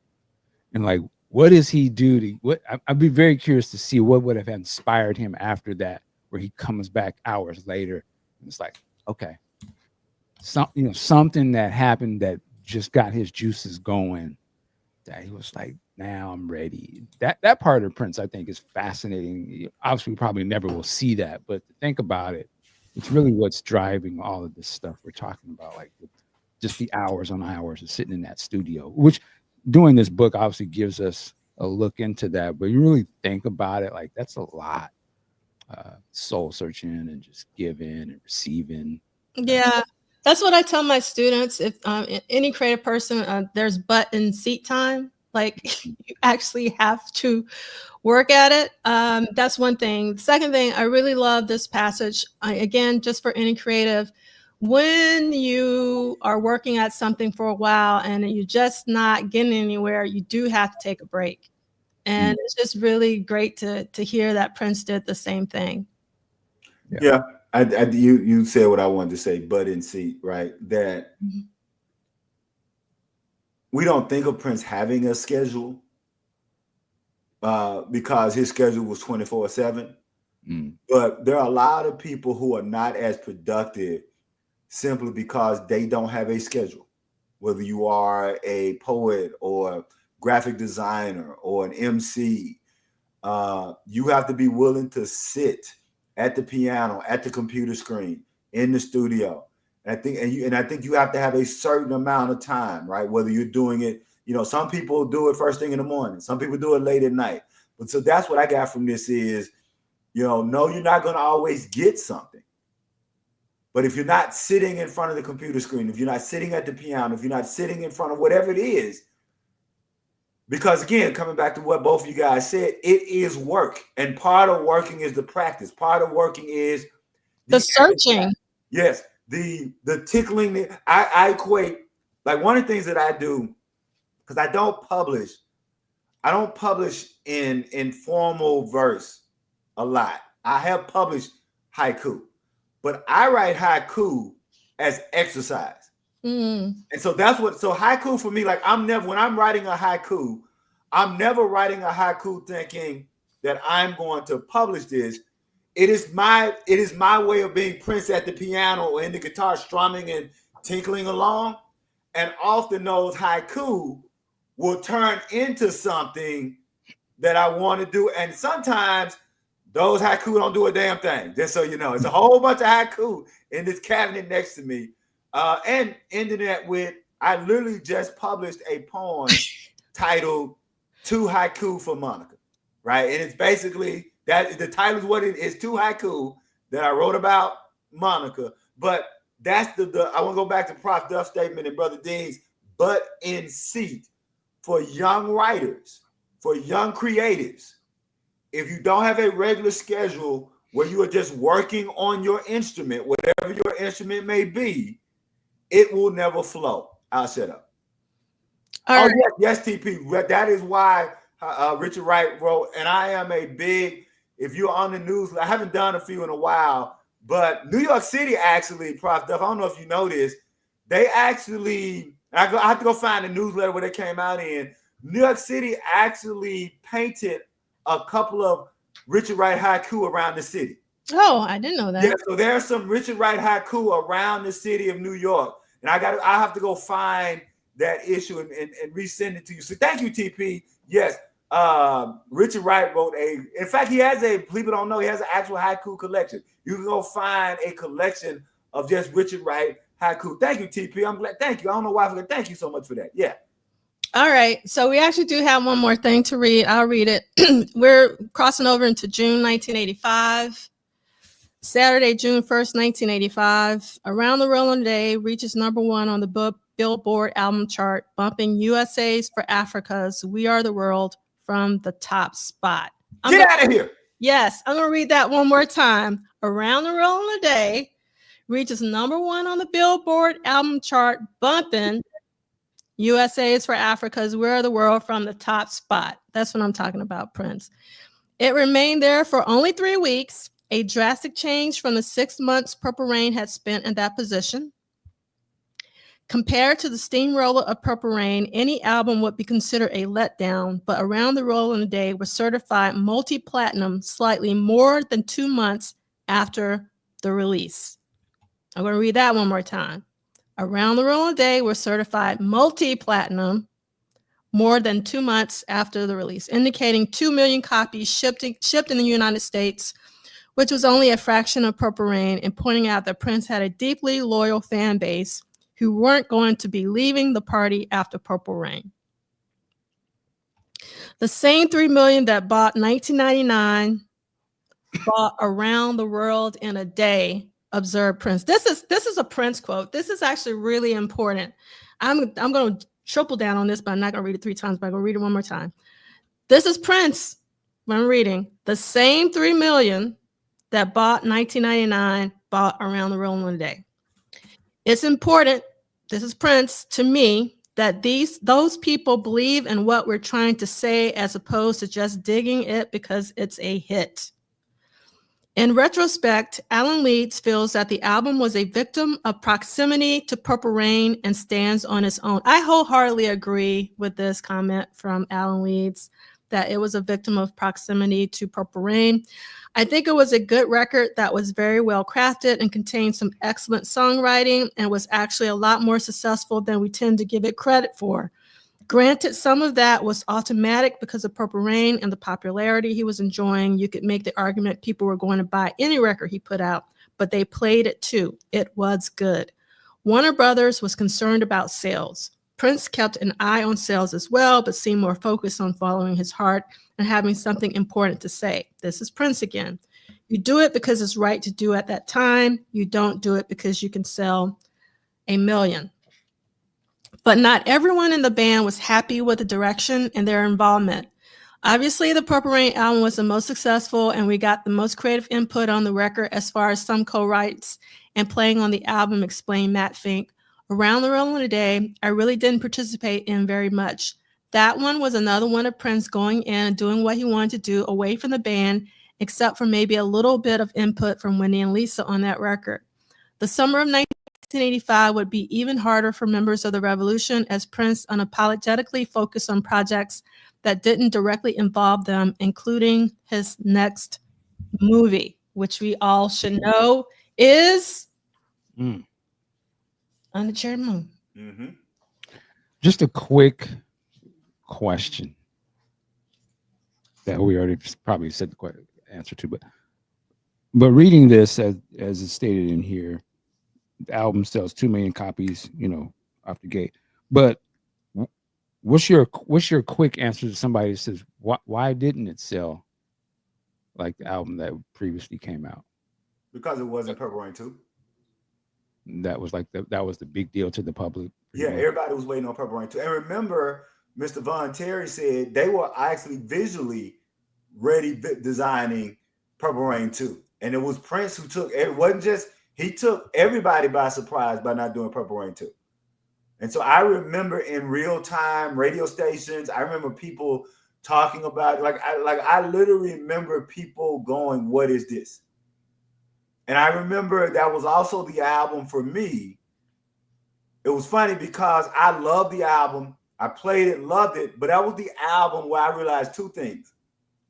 The first thought I got at 15 years old, listening to Around the World in a Day front to back, was, this dude don't give a fuck about what I like. That was the first thought. And my second thought was, and I love that he don't give a fuck about what I like. But that was literally my first thought listening to it.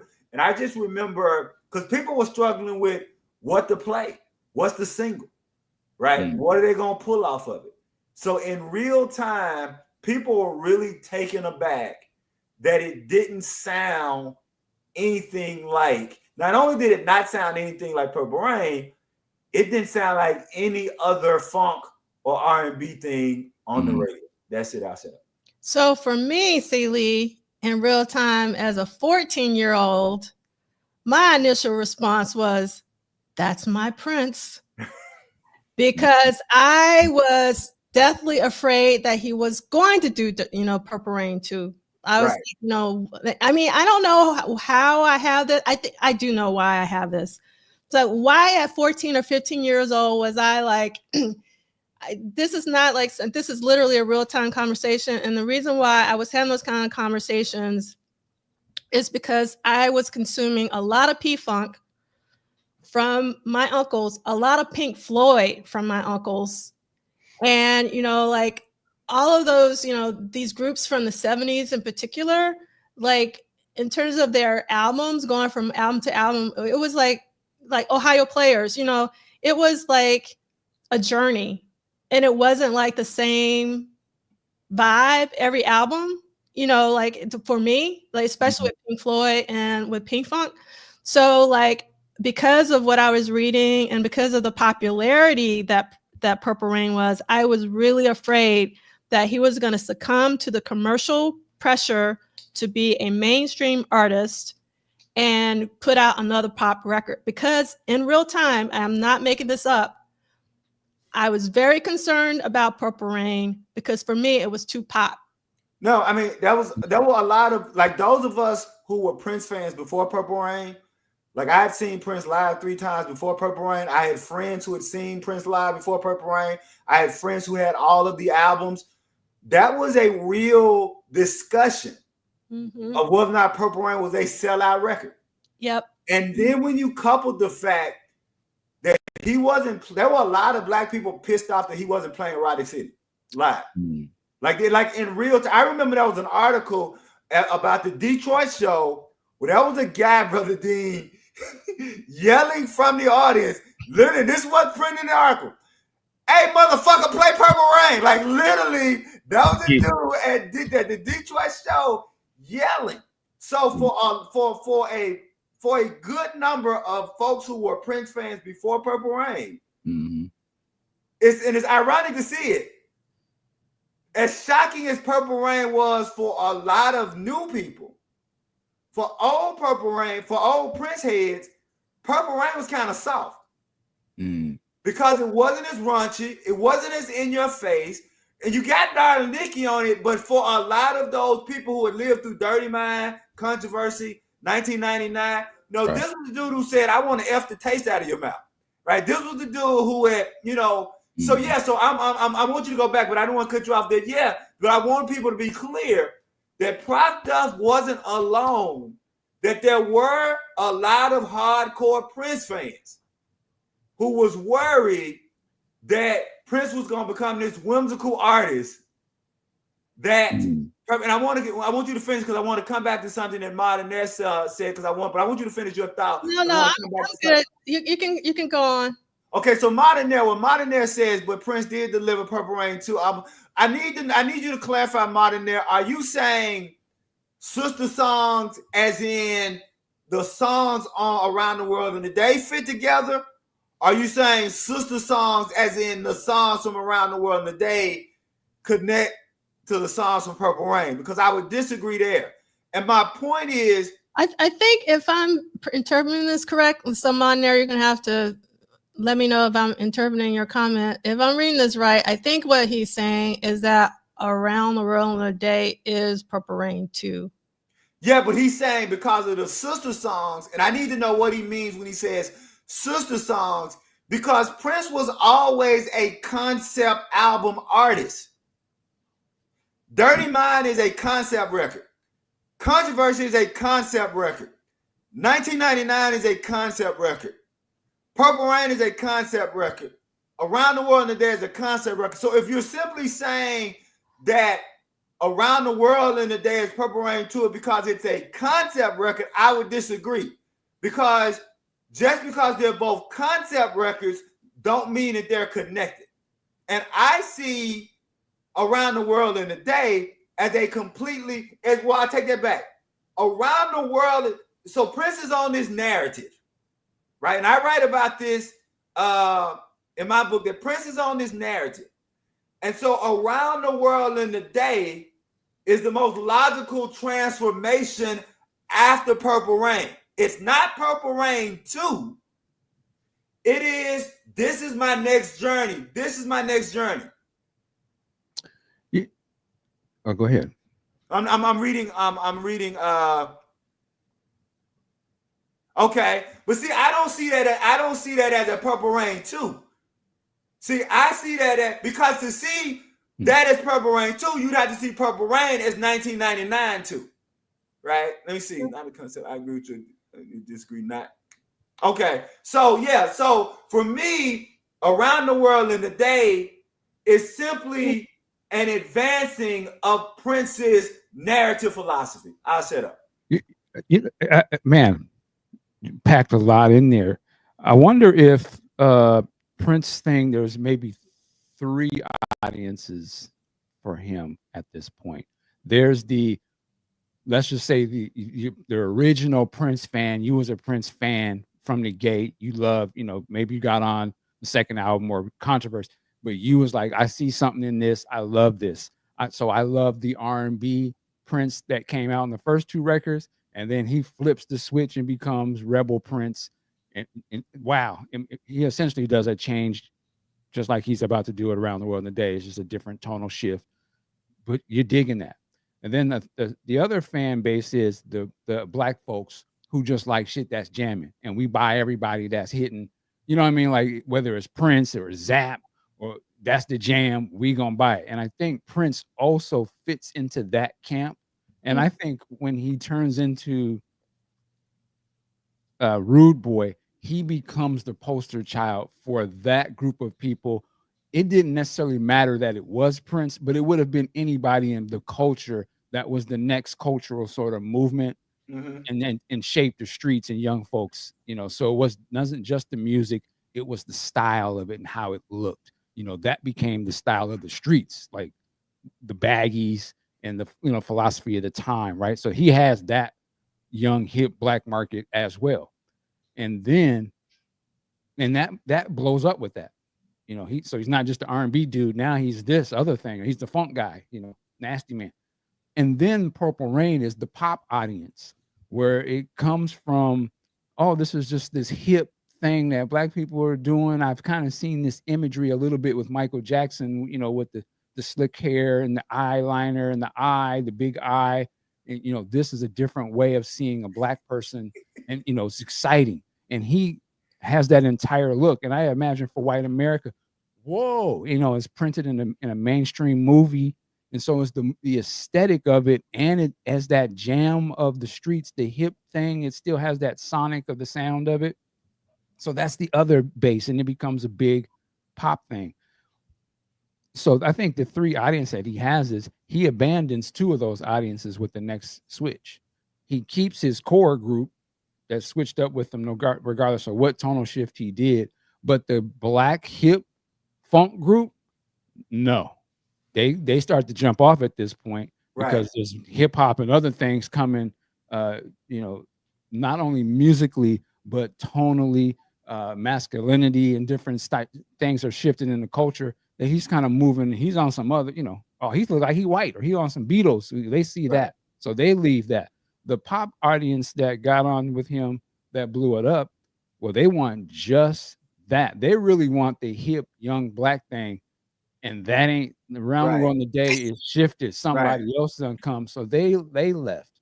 So I don't know if we've ever seen anything like that in pop culture, in the culture, where it takes such a tonal shift and abandons the thing that is very popular for it. Because that'd be like if it would have been like if Janet Jackson or something came out, had control, and we loved that, but then she just did a tonal shift and became a rock artist.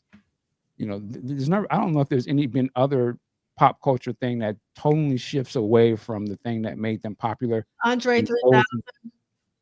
But even him, he's known for that type of thing. But I would say maybe years later. But now if he would have went, well, that's a good example. He still was rapping though. So he didn't totally abandon it, but he just I'm talking about, I mean, with New Blue Sun. I mean, so actually last year I went to the Atlanta Jazz Festival because Andre 3000 in Atlanta, surrounded by AT aliens. Soon as Andre comes on, all these people around me were going like, he ain't gonna rap. Right. Well, yeah, he'd be a perfect example of that. And I guess, but it'd have been interesting if he'd have did that back in his heyday, when the expectation was so strong. Right. But yeah, now 20 years later. So, but anyway, yeah, that's kind of my observation of it. So two quick things. I agree with you on that, Brother Dean. And I think that a good example of what you're saying is, if you guys can find it, Susan Rogers has a great 15-minute lecture online called This Is What It Sounds Like. And she talks about, I'll just say quickly, she talks about, because it's a great lecture, she talks about the three elements, right? And she said that basically Prince was one of the few artists to get the Triple Crown. And the Triple Crown is to be lauded by critics, to be lauded by your peers, and to be lauded by the public. And she said that Dirty Mind was lauded by the critics, Controversy was lauded by his peers, and 1999 was lauded by the public, and Purple Rain did all three. And so it's a really great 15-minute lecture. So that's what you're saying, that Prince had those three different types of audiences and is navigating that audience. The second thing is, Product, can you highlight Doug Swan? I hope I'm saying that correct. Doug Swan's quote came around 108. And I think Doug Swan is kind of also saying what Modern Air is kind of saying. And I just want to be clear. I don't necessarily disagree. So right there, so Duck Swan, I don't disagree with this analogy. The only thing I will add to the analogy to kind of connect with you and Martinaire, and then what I'm saying is that what Prince is doing beginning in Purple Rain and expands it in Around the World in a Day is that he's moving from the physical to the spiritual because he wants to show you an actual evolution.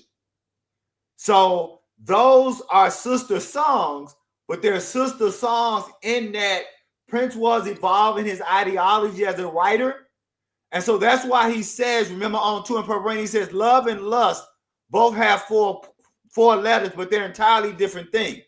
And so that for what Darling Nikki does is that Darling Nikki is the last time Prince as a writer is trying to find salvation in the physical.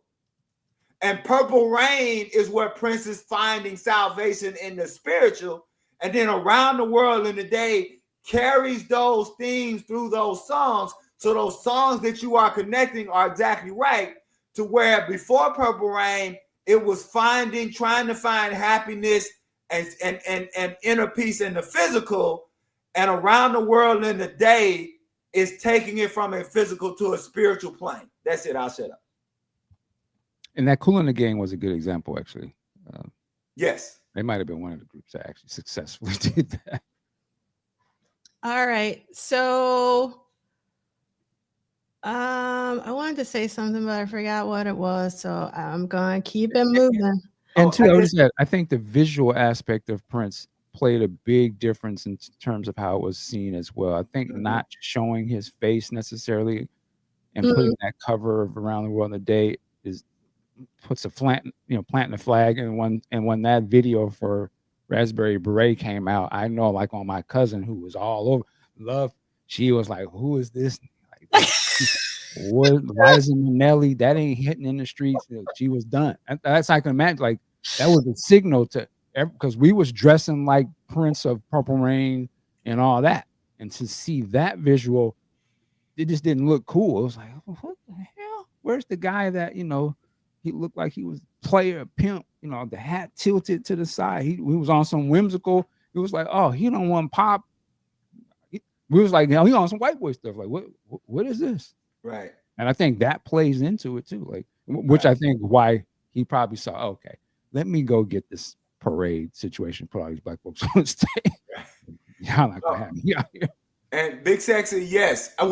Big Sexy, I don't know because I haven't read Susan's book, but I can tell you that her lecture was on January 20, 2020. So the video of her lecture was January 20, 2020. And so I don't know so I'm guessing if her book is likely, yeah. So if her book is of the same title, then yeah. But I've never read, okay. So I've never read the book. I just saw the lecture that she did. And again, like I said, that's one of my favorite lectures of people talking about Prince navigating what Brother Dean is discussing about all these different audiences and how he's navigating all those different audiences. So if you guys haven't seen that lecture, that video, y'all should check that out. Yeah, I'll add it to the playlist. And my husband moved some of my books, so I had it over here, but it ain't there no more. Okay. And just to kind of come back, Prof. Duff, you don't have to open it up, but I emailed you a document showing where the Richard Wright haiku are in Brooklyn. So the Richard Wright haiku are in Brooklyn, and in fact, it was an actual project. They were using poetry as visual art in Brooklyn. That's very cool. Yeah, I'm gonna have to go and scout those out for sure. Okay, we're gonna get finished by 2:30. I promise, Kim, if you're still with us, because Kim, she got to eat. Yeah, Kim might just put us down. All right. I got my neck bones on that. Y'all remember that time she left? She just left. I can see Kim at home. She probably got a little plate in front of the screen. Like, this some bull. Yeah. Okay. I think I'm a star for them. Save me some cornbread, Kim. There you go. Oh my God. All right. So So far in 1985, 37 new songs, 56 studio sessions. The asterisks mean what we know, and if I did my calculations correct. So there you go. All right. So hold on one second. Exactly. Again, 10 songs this week. That is insane to think about. Yes, he deserves a clap. Doc break. And I'm so happy you're here, Celie. And this is the reason why I'm doing it, because I never know if you're going to be here next week. And I know some of you are going to go like, what in the heck are we talking about? Dale Earnhardt on a Prince podcast. Big Ed Lilly. Yes. Now, this guy, Brother Dean, is about to get real country now. See. I forgot what we started the show talking about, all kind of different stuff. So this is on brand. Okay. So for those of you who don't know, before I'm Black, before I'm a female, I am Southern. You got to remember that. Okay. Wow. All right. So right now on Prime, there's this amazing documentary called Earnhardt about Dale Earnhardt, Jr. and Sr. All right. Why are we talking about this here? One is a really fantastic documentary, but two, I thought about Prince the entire time I watched this, and let me tell you why. So Dale Earnhardt's father was a race car driver. Mm-hmm. Dale Earnhardt was a race car driver, and Dale Earnhardt Jr. was a race car driver.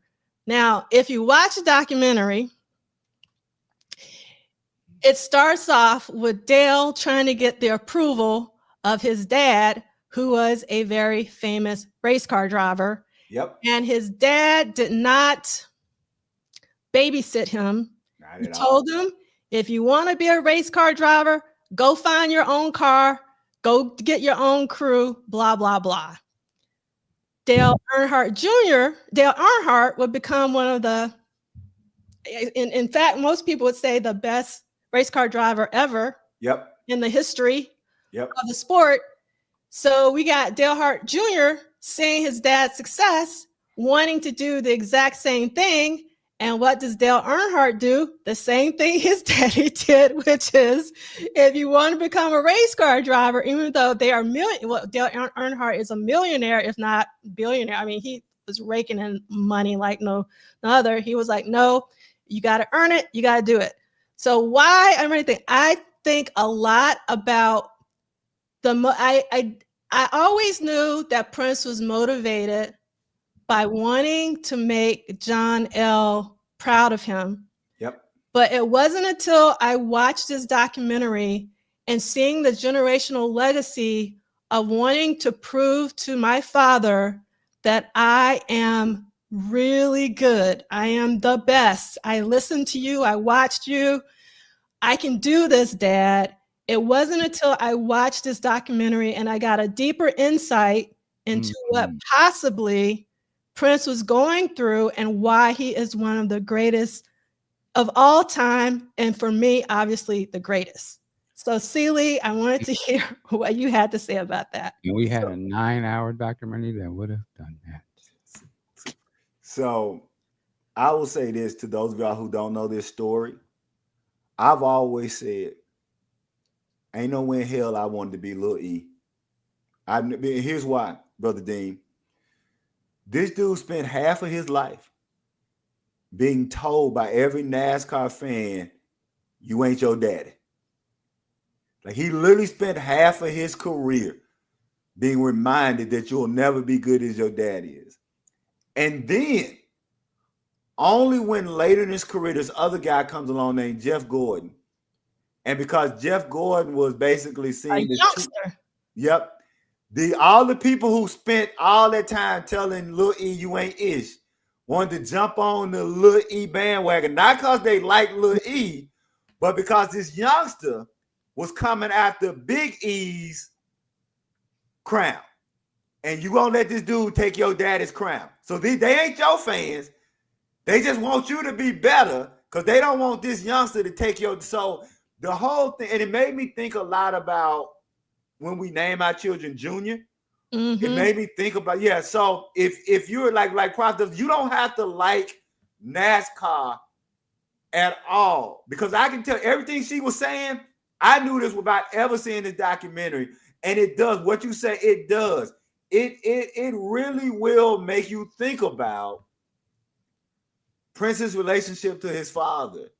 And I never really thought about Lil E in that way until you broke it down.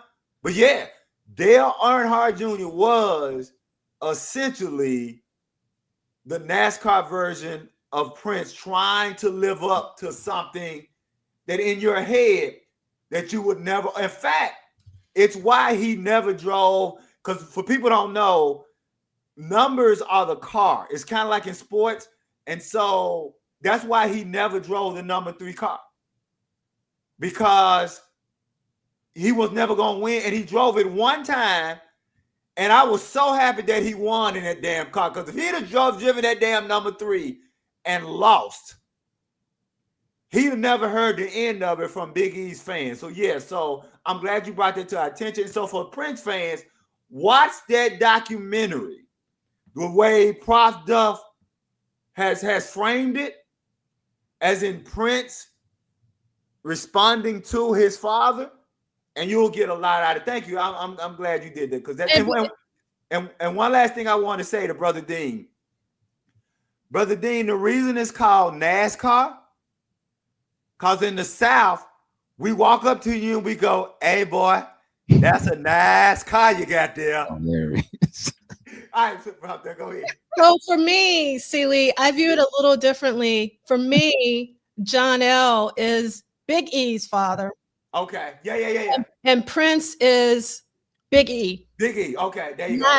Not the junior. Not Lily. Okay, I got you. And the reason being is because when Dale Earnhardt's father was in, I don't even know if it was called NASCAR then. I think it was called something else. Right. It was just coming up. So I see John L., like not being in like the pop mega. That pop mega didn't even exist. Right. In John L's world. But like with Biggie, he makes NASCAR like NASCAR in big letters that his father never would have had an opportunity to do. And so I see sort of Prince the same way. No, that's perfect. No, you're right. That's even better. That's even better. And so it speaks to what would have happened if Prince would have had that child that he always wanted and working his way through his own. Because I hate to because that's of all the things I remember being in Paisley Park and Prince, Brother Dean, what he meant to, because I've told Prof Dustin, what he meant to say was, I still hope to be a father one day. Mm.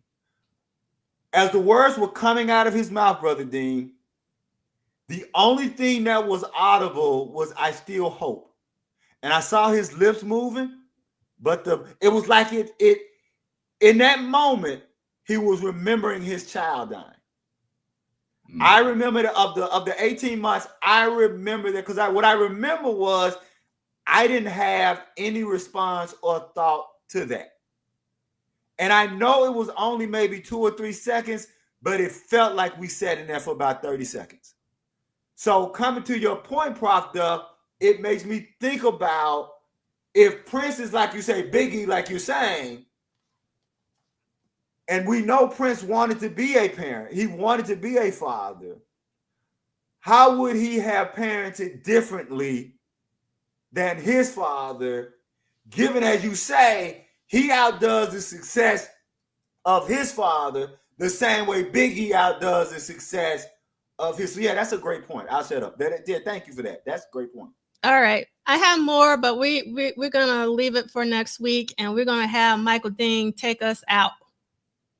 All right. Well, ladies and gentlemen, I hope you enjoyed today's, I'm going to say ceremony, but today's show. Hawaii, Michael Dean. You're still in Hawaii. There you go. A lot of great conversation, a lot of good stuff to think about, actually. A lot of things to think about today of what we said. So yeah, just want to express my thanks to D'Angela, Celie, and the Rickster joining us in on the Eyewitness News tip, and also to everybody in the chat for making this show, every week, conversation piece, keeping us on our toes. Thank you to Kim for also keeping us on our toes with the time. With that said, work it like a job. We'll see you next time. Sing something, Michael Dean. Oh, 7 and we'll watch them fall. I'm just kidding, mine. Stand in the way of love, we will smoke them all. Okay. Intellect.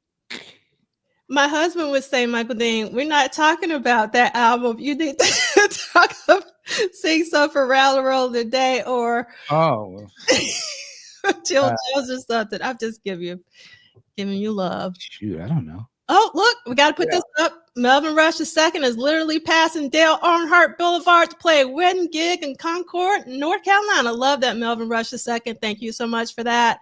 And we got a buy from Aussie. So much to think about, and that's a good way to go out. Like and share. Share this with as many people you can.